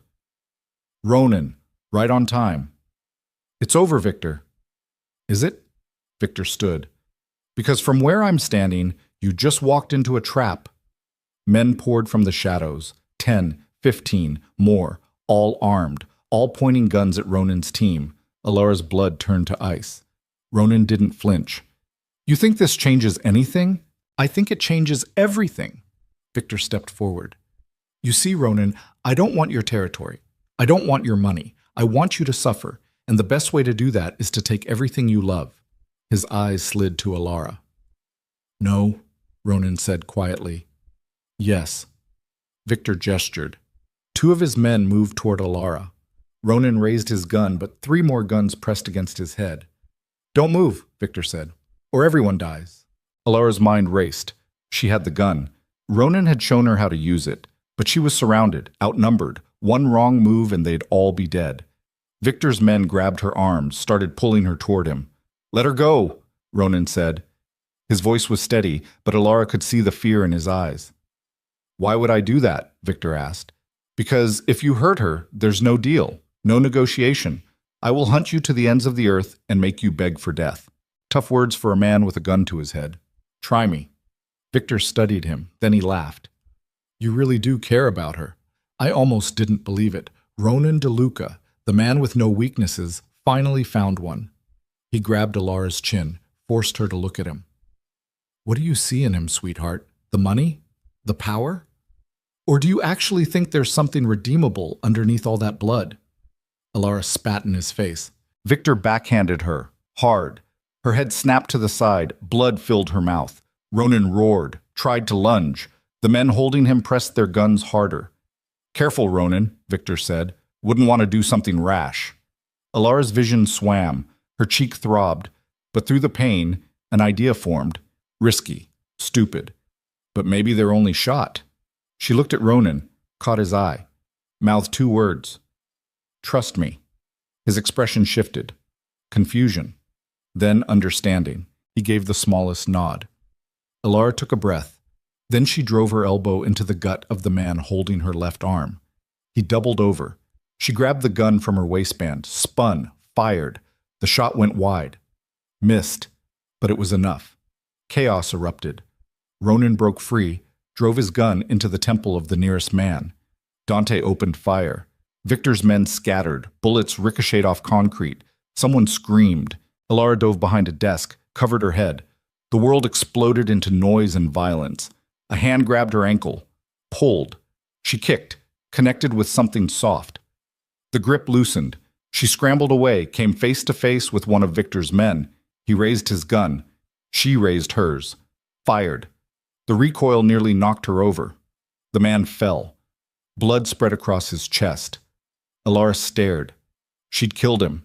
Actually killed him. No time to process. Ronan appeared, pulled her up. "Move." They ran. Down the hallway. Dante covered their retreat, firing methodically.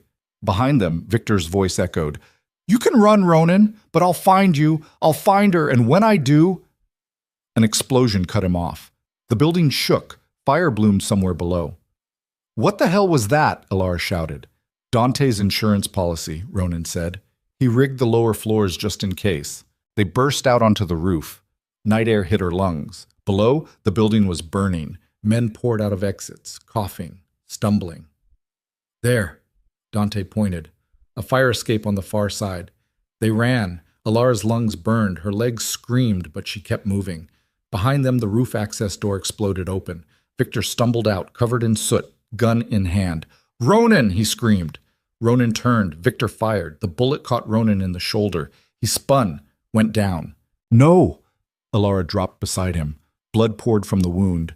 His face was pale. "Go," he rasped. "I'm not leaving you." "Alara, I said, I'm not leaving you. Victor advanced, smiled through the smoke. Touching, really, but it ends now. He raised his gun, aimed at Alara. Time slowed. She saw Victor's finger tighten on the trigger, saw Ronan try to move to shield her, saw Dante too far away to help. And she made a choice. She raised her own gun, looked Victor in the eye, and pulled the trigger. The shot was clean. Perfect. It caught Victor square in the chest. He looked down, looked at her, smiled. Well played, he whispered. Then he fell. Alara stood there, gun still raised, watching Victor Salazar bleed out on the roof of a burning building. Dante reached them. We need to go, now. He hauled Ronan up. Alara grabbed Ronan's other side. Together they made it to the fire escape, down the rusted ladder into the alley below. Sirens wailed in the distance. The building groaned, collapsed inward. Flames reached for the sky. They piled into the SUV. Dante drove. Ronan slumped in the passenger seat, breathing hard, hand pressed to his shoulder. Alara sat in the back, staring at her hands. They were covered in blood. Hers, Ronan's, Victor's. You okay? Ronan asked without turning. I killed him. I know. I killed a man. I know. His voice was soft. I'm sorry. Don't be. She looked up, met his eyes in the rearview mirror. He would have killed us both. Still, you shouldn't have had to do that. But I did. She wiped her hands on her jeans. They still felt dirty. And I'd do it again. Ronan's expression was unreadable. Pride, maybe, or grief, or both. They drove back to the estate in silence. The paramedics were waiting.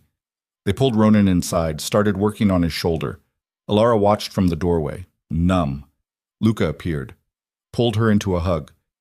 You're alive. Yeah. What happened? Victor's dead. Ronan's hurt. And Her voice broke. I shot someone, Luca.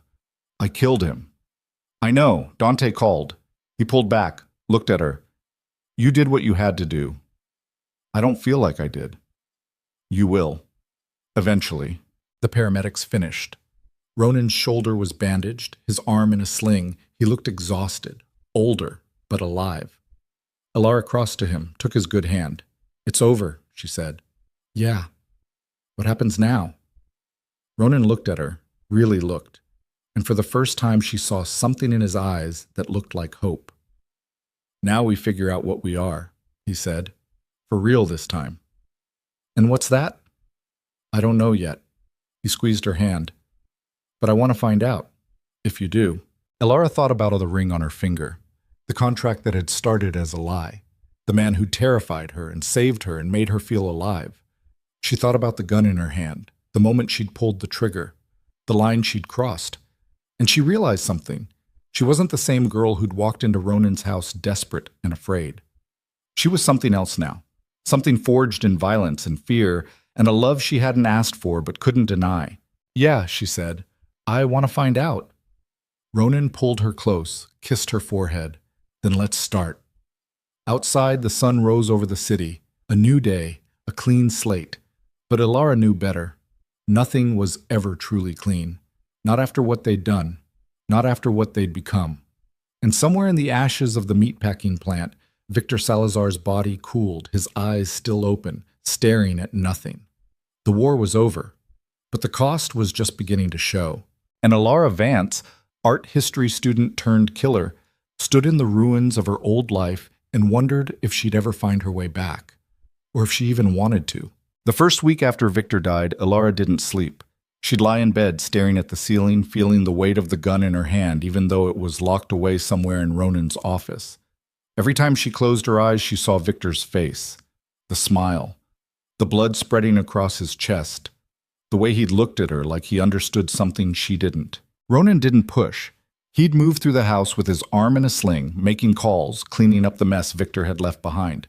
Sometimes she'd catch him watching her with an expression she couldn't read. Concern, maybe, or recognition, like he saw himself in her now. On the 8th night, she found him in his office at 3 a.m, files spread across his desk, a glass of whiskey in his good hand. Can't sleep? She asked from the doorway. He looked up, Could say the same about you. I keep seeing him. Victor? Yeah. She stepped into the room, sat in the chair across from his desk. Does it get easier? No. That's not comforting. You didn't ask for comfort. You asked for the truth. Ronan set down his glass. The first person I killed, I was 19. He was a loan shark who put my mother in the hospital. I shot him in an alley behind a bar, and I stood there watching him bleed out for 10 minutes before I could move. Ilara's throat tightened. What did you do? I went home. Threw up. Didn't eat for 3 days. He paused. But I didn't regret it. Still don't. He deserved it. Did Victor deserve it? Yes. Then why do I feel like this? Ronan leaned back in his chair. Because you're not like me. You didn't grow up in this world. You had a choice, and you made it, but that doesn't mean it doesn't cost you something. What did it cost you? Everything that mattered. His eyes held hers. Until you. The words hung in the air between them. Ilara's chest felt tight. I don't know how to do this, she said quietly. Do what? Be the person who kills someone and then just keeps living. Goes to breakfast, talks to people, pretends everything's normal. You don't pretend, you just keep moving, one foot in front of the other, and eventually the weight gets lighter. He stood, moved around the desk, sat on the edge in front of her. But it never disappears completely. That's the price. For what? For surviving. She looked up at him, at the scars on his knuckles, the circles under his eyes, the way his shoulders carried tension like armor. Is it worth it? Ask me in a year. What if I can't wait that long? Then ask me now. Is it worth it? Ronan reached out, tucked a strand of hair behind her ear. Yeah, it is. And despite everything, the blood, the fear, the weight pressing down on her chest, she believed him. The police came on day 10. 2 detectives in cheap suits who asked polite questions about the fire at the meatpacking plant, about Victor Salazar's disappearance, about Ronan's injury. Ronan answered with the smooth precision of someone who'd done this 100 times. An accident. Wrong place, wrong time. No, he didn't know where Victor was. No, he hadn't seen him since the gala. They didn't believe him, but they couldn't prove otherwise. After they left, Ronan made a call. 30 minutes later, a man in an expensive suit showed up. A lawyer who spoke in calm, measured tones about witness statements and alibi construction and how none of this would ever see the inside of a courtroom. Ilara watched from the stairs. This was Ronan's world, clean and efficient, problem solved with money and influence and the kind of power that didn't need to announce itself. She should have been horrified, should have run. Instead, she went downstairs and stood beside him while the lawyer talked. And when Ronan's hand found hers, she squeezed back. Her father left the hospital on day 12. They'd moved him to a private facility for his last week of recovery, somewhere with armed guards and cameras and no way in or out without clearance. When Ilara visited, he looked smaller than she remembered, older, broken in ways that had nothing to do with the physical injuries. I'm going back to rehab, he said. They sat in his room, sunlight streaming through barred windows. Real rehab this time. The kind that takes months, not weeks. Ronan's program? Yeah. Her father looked down at his hands. He came to see me yesterday, said he'd cover the costs, all of it, as long as I actually do the work. Are you going to? I don't know. I want to, but wanting and doing are different things. Ilara reached across the space between them, took his hand. You're going to try. That's all I'm asking. I don't deserve you. Probably not, but you're stuck with me anyway. He smiled. It was small and sad and the most honest thing she'd seen on his face in years. Your mother would be proud of you. You think? I know. He squeezed her hand. You're stronger than both of us ever were. I don't feel strong. That's how you know it's real. When she left, she cried in the car. Not because he was going away, because for the first time in 6 years, she believed he might actually get better. Luca showed up on day 14 with coffee and apologies. They sat in the estate's garden, autumn leaves falling around them, and he looked at her like she was someone he didn't quite recognize. You're different, he said. I know. I don't mean it as a bad thing, just different. I killed someone, Luca. That changes you. He flinched. I'm sorry. I should have protected you better, should have found another way. There was no other way. We both know that. Still, you're my best friend. I brought you into this mess. Alara took a sip of her coffee. It was too hot, burned her tongue. You didn't bring me into anything. I walked in myself. And yeah, it's been hell, but I'm still here. Are you happy? The question caught her off guard. I don't know. Am I supposed to be? I don't know either. Lucas stared at his cup. My brother, he's not easy. You know that, right? He's going to push you, test you, make you question everything. He already does. And you're okay with that? I don't think okay is the right word, but I'm choosing it anyway. She looked at him. Does that make sense? Yeah. Lucas smiled, sad but genuine. Yeah, it does. They sat in silence after that, drinking coffee, watching the leaves fall. Two people who'd been friends when life was simple, trying to figure out how to be friends now that nothing was. The nightmare started on day 16. Alara would wake up gasping, sheets soaked with sweat. Victor's face burned into her retinas. Sometimes Ronan was there, pulling her against his chest, whispering that she was safe. Sometimes she was alone, and she'd sit by the window until dawn, watching the city wake up and wondering if she'd ever feel clean again. On day 20, she found the flash drive. She'd been looking for a book in Ronan's office, something to distract her mind, when she knocked over a stack of files. Papers scattered, and beneath them, a small black USB drive labeled in handwriting she didn't recognize. V. Salazar. Insurance. Her hand shook as she picked it up. She should have put it back, should have asked Ronan, but something stopped her. She plugged it into Ronan's computer. The screen filled with folders, financial records, shipping manifests, photos of meetings between Victor and men in inexpensive suits, and a video file dated 3 weeks before everything went to hell. Alara clicked it. Victor's face filled the screen. He was sitting in what looked like a hotel room, talking to someone off camera. I don't care what it costs, Victor said. Ronan DeLuca thinks he's untouchable. I'm going to prove him wrong, find his weakness, exploit it, destroy him.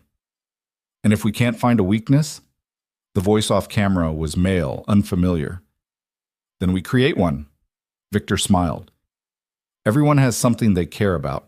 We just need to find out what. The video cut to a photo. Alara, walking out of the university library, alone. Unaware she was being watched. Her stomach dropped. Victor's voice continued over the image. The girl, Alara Vance.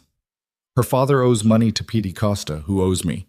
We use the debt as leverage, scare her, push her toward Ronan, and when he takes the bait, we have our opening.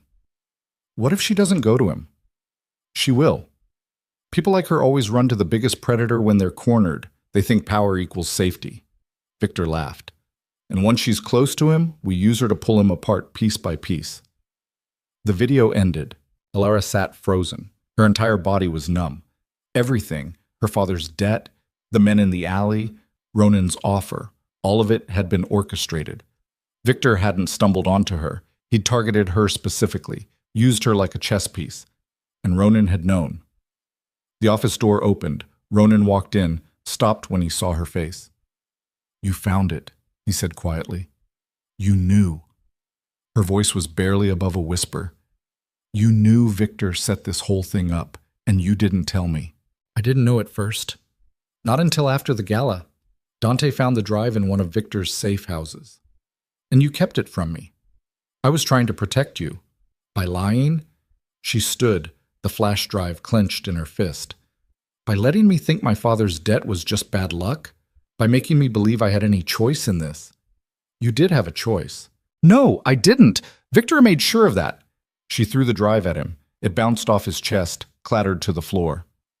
I was bait, Ronan, from the very beginning. And you knew, and you still used me. I saved you. You used me the same way Victor did. You just dressed it up prettier. Ronan's jaw tightened. That's not fair. Fair? She laughed, sharp, bitter. You want to talk about fair? I killed a man for you. I chose you over everything. And the whole time, none of it was real. It was all just pieces on a board. That's not true, isn't it? No. He stepped forward. Victor might have put you in my path, but what happened after, that was real. Every moment, every choice. You think I planned to fall for you? You think that was part of some strategy? I don't know what to think anymore. Then think about this. His voice was raw, desperate. I could have walked away. After Victor was dead, after the threat was gone, I could have ended the arrangement, let you go. But I didn't. Because somewhere between the contract and the chaos, you stopped being a tool and started being the only thing that makes this life bearable. Alara's eyes burned. How do I know you're not lying now? You don't. You just have to decide if you trust me. That's not good enough. It's all I've got. They stared at each other across the office. The space between them felt like a canyon. I need time, Alara said finally. How much? I don't know, but I can't be here right now. Ronan nodded slowly. Where will you go? I don't know that either. Alara? Don't. She held up a hand. Don't make this harder than it already is. She walked past him, out of the office, up the stairs to pack a bag. Her hands shook as she threw clothes into a duffel. The ring on her finger caught the light. She tried to take it off, still wouldn't budge. Of course it wouldn't. She left it on. A reminder. A scar. Downstairs, Ronan was waiting by the door. Marcus will drive you wherever you want to go. I can take care of myself. I know, but let me do this anyway. She looked at him, really looked, at the man who'd terrified her and saved her and broken her heart without meaning to. What if I don't come back? Then I'll live with it? His voice was quiet. But I'll wait, for as long as it takes. Why? Because I love you. The words hit her like a punch. She'd known, maybe, felt it in the way he looked at her, touched her, fought for her. But hearing it said out loud made it real, made it impossible to ignore. I don't know if I love you back, she said honestly. I know. I might never know. I know that too. She picked up her bag. Marcus appeared, took it from her. She followed him to the car, didn't look back. But as they drove away, she could see Ronan in the side mirror, standing in the doorway, watching her disappear. She ended up at Luca's apartment, a small place in the city, cluttered with books and empty coffee cups. He opened the door, took one look at her face, and stepped aside. How long? He asked. I don't know. Does Ronan know you're here? Probably. Luca nodded. Okay, guest room's yours. Stay as long as you need. She stayed for 3 weeks, slept on a mattress that was too soft, ate takeout that tasted like cardboard, and tried to figure out who she was without the constant weight of Ronan's world pressing down on her. Luca didn't ask questions, just gave her space. Sometimes they'd watch movies in silence. Sometimes he'd talk about his classes, his friends, the normal things that felt like artifacts from another life. On day 15 of her exile, her father called from rehab. I heard you left, he said. Word travels fast. Ronan came to see me, asked if I'd heard from you. What did you tell him? That you'd call when you were ready. Her father paused. Are you okay, Ellie? I don't know. That's honest, at least. Did he seem... She stopped. Didn't know how to finish the question. Wrecked, her father said. He seemed wrecked, like he'd lost the only thing that mattered. Good. Is it? I don't know that either. Her father sighed. For what it's worth, I think he really does love you. I've seen a lot of men lie in my life. He's not lying about that. How do you know? Because liars don't look the way he looked, like they'd burn the world down just to get one more chance. Alara hung up feeling more confused than before. On day 21, she went to the university, walked through campus like a ghost, past buildings that used to feel like home. She ended up in the art history building, in front of a painting she'd studied her freshman year. Caravaggio's The Calling of St. Matthew, light cutting through darkness, a hand reaching out, a choice being made. She stood there for an hour, just looking.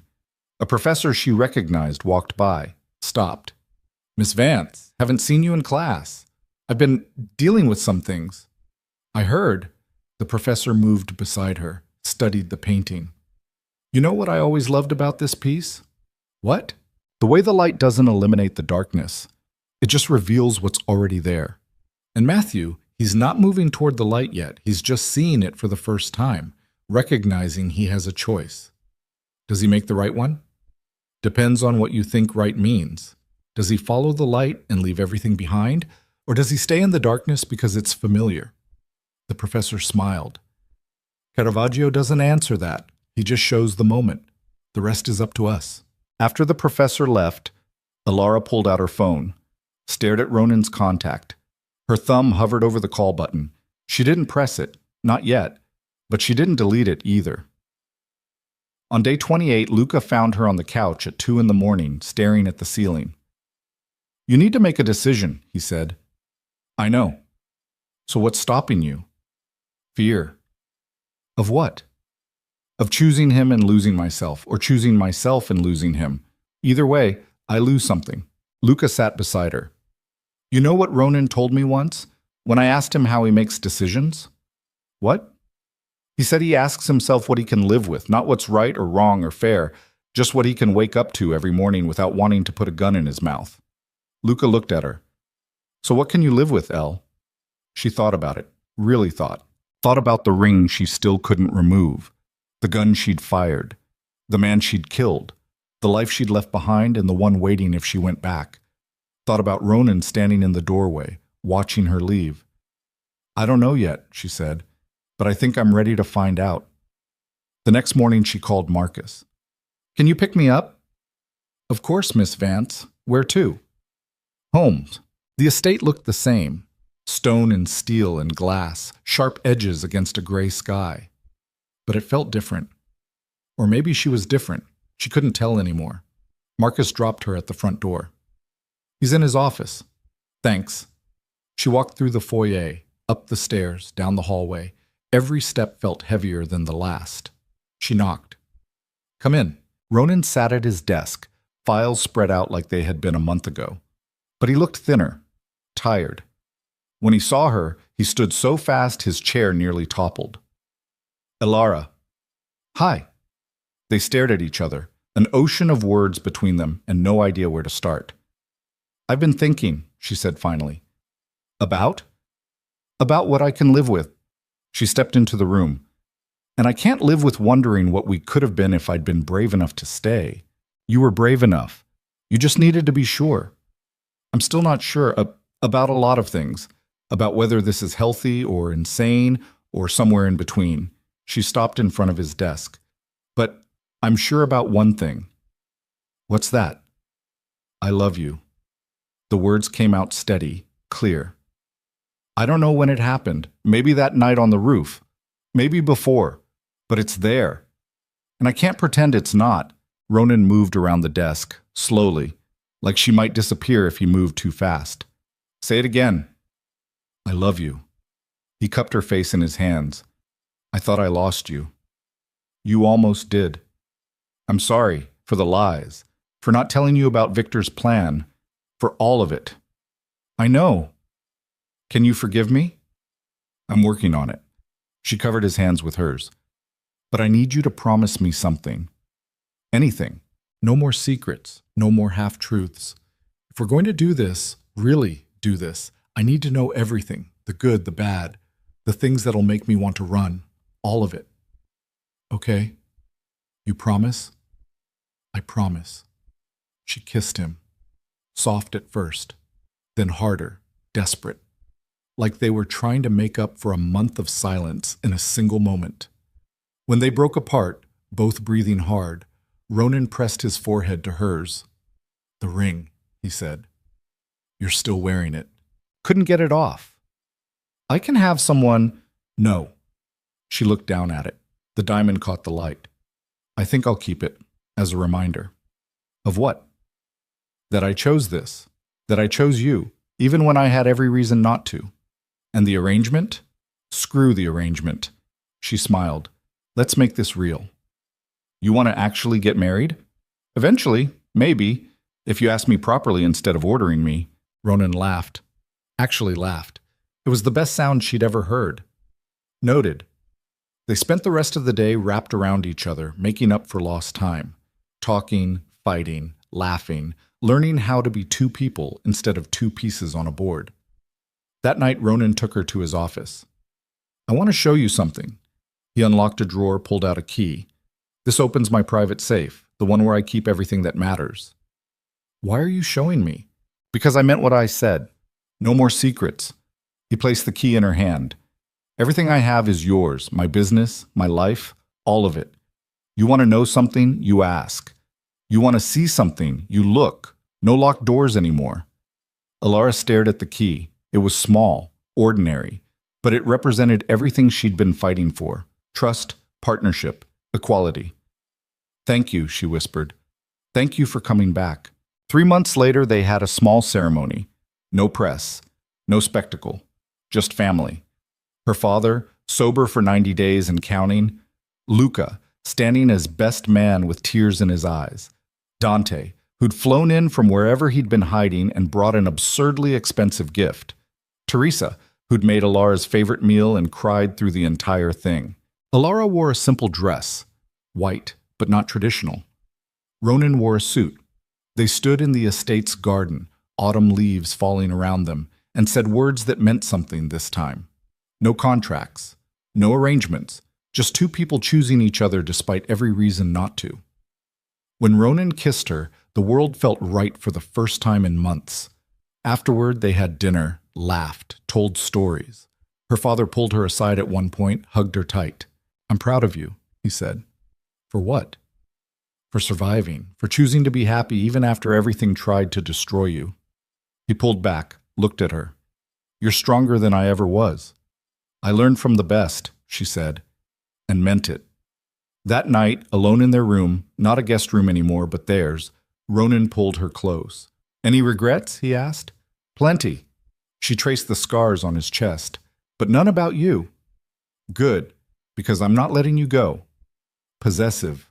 Always have been. She smiled. I can live with that. They made love slowly, carefully, like they had all the time in the world. And maybe they did, or maybe they didn't, but it didn't matter.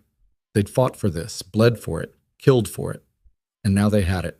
A year later, Alara stood in the same garden where they'd been married, watching her father play with Luca's dog. He was clean, healthy, working a real job at one of Ronan's legitimate businesses. It wasn't perfect. He still went to meetings twice a week, still struggled some days, but he was trying. Ronan came up behind her, wrapped his arms around her waist. What are you thinking about? He asked. How far we've come. Yeah? Yeah. She leaned back against him. A year ago I was terrified. Of you, of this life, of who I'd have to become to survive it. And now? Now I'm still terrified. But I'm also happy. Is that crazy? Probably, but so am I. They stood there, watching the afternoon fade into evening. The city glowed in the distance. Somewhere out there, people were making deals and breaking promises and fighting for survival. But here, in this garden, there was peace. Alara thought about the girl she'd been, the one who'd walked through an alley with borrowed textbooks and dreams of beauty. That girl was gone, replaced by someone harder, someone who knew the weight of a gun and the sound of a body hitting the ground. But she was still here, still breathing, still choosing to live instead of just survive. I have something for you, Ronan said. He pulled a small box from his pocket. Velvet, dark blue. If that's another ring, it's not. He opened it. Inside was a key. To my office, the real one, the one I told you about that night. You already gave me access to the safe, not to the room itself. He placed the key in her hand. It's the last locked door, and I want you to have it. Alara looked at the key, then at him. Why now? Because a year ago, I wasn't ready to let anyone that close, but now... He paused. Now I can't imagine keeping you out. She closed her hand around the key, kissed him. Thank you. For what? For letting me in, for waiting, for loving me, even when I didn't make it easy. You're worth the wait. That night she used the key, opened the door to Ronan's private office. The room was smaller than she expected, simpler. A desk, a chair, walls lined with books, and on one wall, a single photograph. Her, taken at the gala, the first one they'd attended together. She was looking away from the camera, caught mid-laugh at something Luca had said. She looked happy, unguarded, real. Ronan appeared in the doorway. I had it framed the next day. Why? Because that was the moment I knew. Knew what?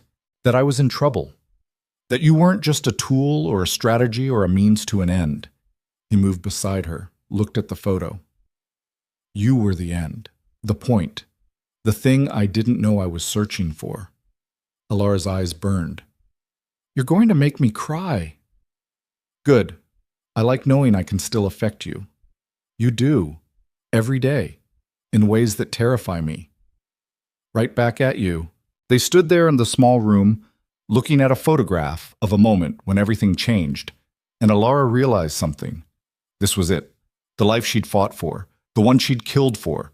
The one she'd chosen over and over again, even when it would have been easier to walk away. It wasn't perfect. It never would be. There would always be shadows. Always be scars. Always be moments when the weight of what they'd done tried to drag them under. But there would also be this. Mornings wrapped in each other's arms. Afternoons in the garden. Nights where they talked until dawn about everything and nothing. There would be love. Messy, complicated, hard-won love. And that, Alara thought, was worth every price she'd paid. 6 months after that, her father relapsed. Called her at 3 a.m, drunk and sobbing. Ronan drove her across the city, waited in the car while she talked him down, helped her get him back to rehab. I'm sorry, her father kept saying. I'm so sorry. I know, Alara said. We'll try again. And they did. Because that's what family did. Even broken, fucked up families who'd been through hell and come out scarred. They tried. 2 years after the wedding, Alara enrolled back in school, finished her degree. Not because she thought it would lead anywhere, but because she'd started something and wanted to see it through. On graduation day, Ronan sat in the audience wearing sunglasses and trying not to look like exactly what he was. Her father sat beside him, 2 years sober this time, clapping so hard his hands turned red. Luca couldn't make it. He was traveling, pursuing his own dreams finally. But he sent flowers and a card that made her cry. After the ceremony, Ronan pulled her aside. I'm proud of you. For finishing college? For not letting this life consume you. For holding on to pieces of who you were. He brushed a strand of hair from her face. For staying you. I'm not the same person I was. No, you're better. That night, they went to the estate. No longer just Ronan's, but theirs, truly theirs, and had a small party. Her father, Teresa, Dante, Marcus, and a handful of people who'd become family somewhere along the way. They ate, drank, told stories. And for a few hours, the past didn't matter. The blood and the violence and the impossible choices faded into background noise. What mattered was this moment, these people, this life they'd built from the wreckage. Late in the evening, Alara found herself alone on the terrace. The city spread out below, lights glittering like broken glass. So much had happened in those streets, so much pain, so much loss, but also so much life. Ronan joined her, handed her a glass of wine. You okay? He asked. Yeah, just thinking. About? About how different everything is. How different I am. Do you miss her? The girl you used to be? Alara thought about it, really thought. Sometimes, when I wake up from nightmares, when I see something beautiful and remember when beauty was enough. She took a sip of wine. But I don't want to go back. That girl wouldn't have survived this. She was too soft, too trusting. And now? Now I'm hard where I need to be, and soft where I choose to be. She looked at him. That's the difference. Choice. Ronan pulled her against his side. They stood there, watching the city, and Alara felt something she hadn't felt in years. Peace. Not the absence of conflict, not the end of struggle, but the quiet acceptance that this was her life, and she'd chosen every piece of it. The good, the bad, the beautiful, and the broken. All of it. 3 years after Victor died, someone tried to fill the power vacuum he'd left. A young guy with too much ambition and not enough sense. He made threats, sent messages, tried to push Ronan out. Alara was the one who handled it. She walked into the guy's office alone, sat across from him, and laid out exactly what would happen if he didn't back down. Her voice was steady, Her eyes were cold. She'd learned from the best. The guy took one look at her and folded. When she got home, Ronan was waiting. "I heard," he said. "And?" "And I'm trying to decide if I should be proud or terrified. Both is good." He laughed, pulled her close. "You're magnificent. You know that?" "I learned from you." "No, you were always this. I just gave you permission to let it out." That night, they made love with an urgency that surprised them both. Afterwards, lying tangled in sheets, Ronan said, "Do you ever wish things had been different?" "How do you mean? If we'd met some other way, normal way, without all the violence and manipulation." Alara thought about it. "No." "No? Because then we wouldn't be us. We'd be some watered-down version, safe and boring and forgettable." She traced patterns on his chest. "I like us dangerous. I like that we fought for this, that we earned it. Even with everything it cost? Especially because of what it cost." Ronan kissed her forehead. "I love you. I know, I love you too. Even when I'm impossible?" "Especially then." They fell asleep wrapped around each other, two people who'd been forged in fire and come out stronger. 5 years after the night in the alley that changed everything, Alara stood in the same spot. The alley looked different now, cleaner. The broken light had been fixed. New businesses had moved into the old buildings. But she could still see it. The two men. The threats.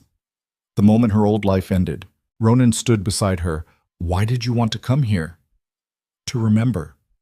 "Remember what?" "How far I've come. How much I've survived." She looked at him. "To remember that I was terrified once, and that terror led me to you." "Are you still terrified?" "Every day. But it's different now." "How?" "Now I'm not afraid of dying. I'm afraid of wasting the life I fought so hard to keep." Ronan took her hand. The ring, the real wedding band now, not the fake engagement prop, caught the streetlight. "You're not wasting anything. Promise?" "Promise." They walked out of the alley together, back to the car, back to the life they'd built. That night, Alara had a dream. She was standing in a museum, looking at a painting. Not Caravaggio this time, something new. A canvas split between darkness and light, chaos and order, violence and beauty. In the dream, someone asked her what it meant. "It means we're all trying to find balance," she said, "between who we were and who we've become, between the darkness that shapes us and the light we choose to follow." "And have you found it?" the voice asked. "Balance?" Alara looked at the painting, at the way the dark and light didn't fight, but complemented each other, two halves of a whole. "Yeah," she said, "I think I have." She woke up before dawn. Ronan was still asleep beside her, one arm thrown across her waist. She watched him breathe, watched the way morning light painted shadows across his face. This man had terrified her, owned her, saved her, loved her. And she'd done the same to him. They'd destroyed each other and rebuilt each other stronger. That was love. Not the fairy tale kind. The real kind. The kind that left scars and demanded everything and gave back just as much. Alara slipped out of bed, went to the window. The estate grounds stretched out below. The garden where they'd married. The driveway where Marcus had driven her away and brought her back. The gates that protected them from a world that wanted to tear them apart. This was her kingdom now. Not a cage. Not a prison. A kingdom she ruled beside a man who'd learned to share power. Ronan appeared behind her, wrapped his arms around her waist. "Can't sleep?" "Just thinking." "About?" "About how I used to study art history and dream about beauty. About how I thought life was supposed to be perfect and clean and full of meaning. And now? Now I know beauty comes from chaos. Meaning comes from struggle. And perfect is just another word for boring." She turned in his arms, looked up at him. "I wouldn't change a thing." "Not even the bad parts?" "Especially not the bad parts. They made the good parts possible." Ronan kissed her, soft, sweet, like they had all the time in the world. And maybe they did, or maybe they didn't. But they had this moment, and the next one, and the one after that.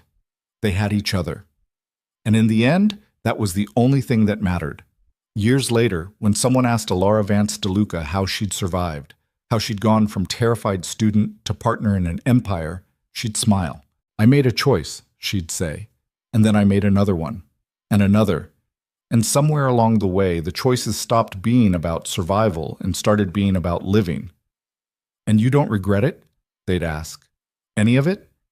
She'd look at the ring on her finger, at the scars on her hands, at the life she'd built from blood and fear and love. Not for a second. Because that was the truth. The whole complicated, beautiful, terrible truth. Alara Vance had walked into darkness and found light. She'd been broken and rebuilt. She'd killed and been saved. She'd lost herself and found something better. And she'd do it all again in a heartbeat. Because this life, messy and dangerous and absolutely imperfect, was hers.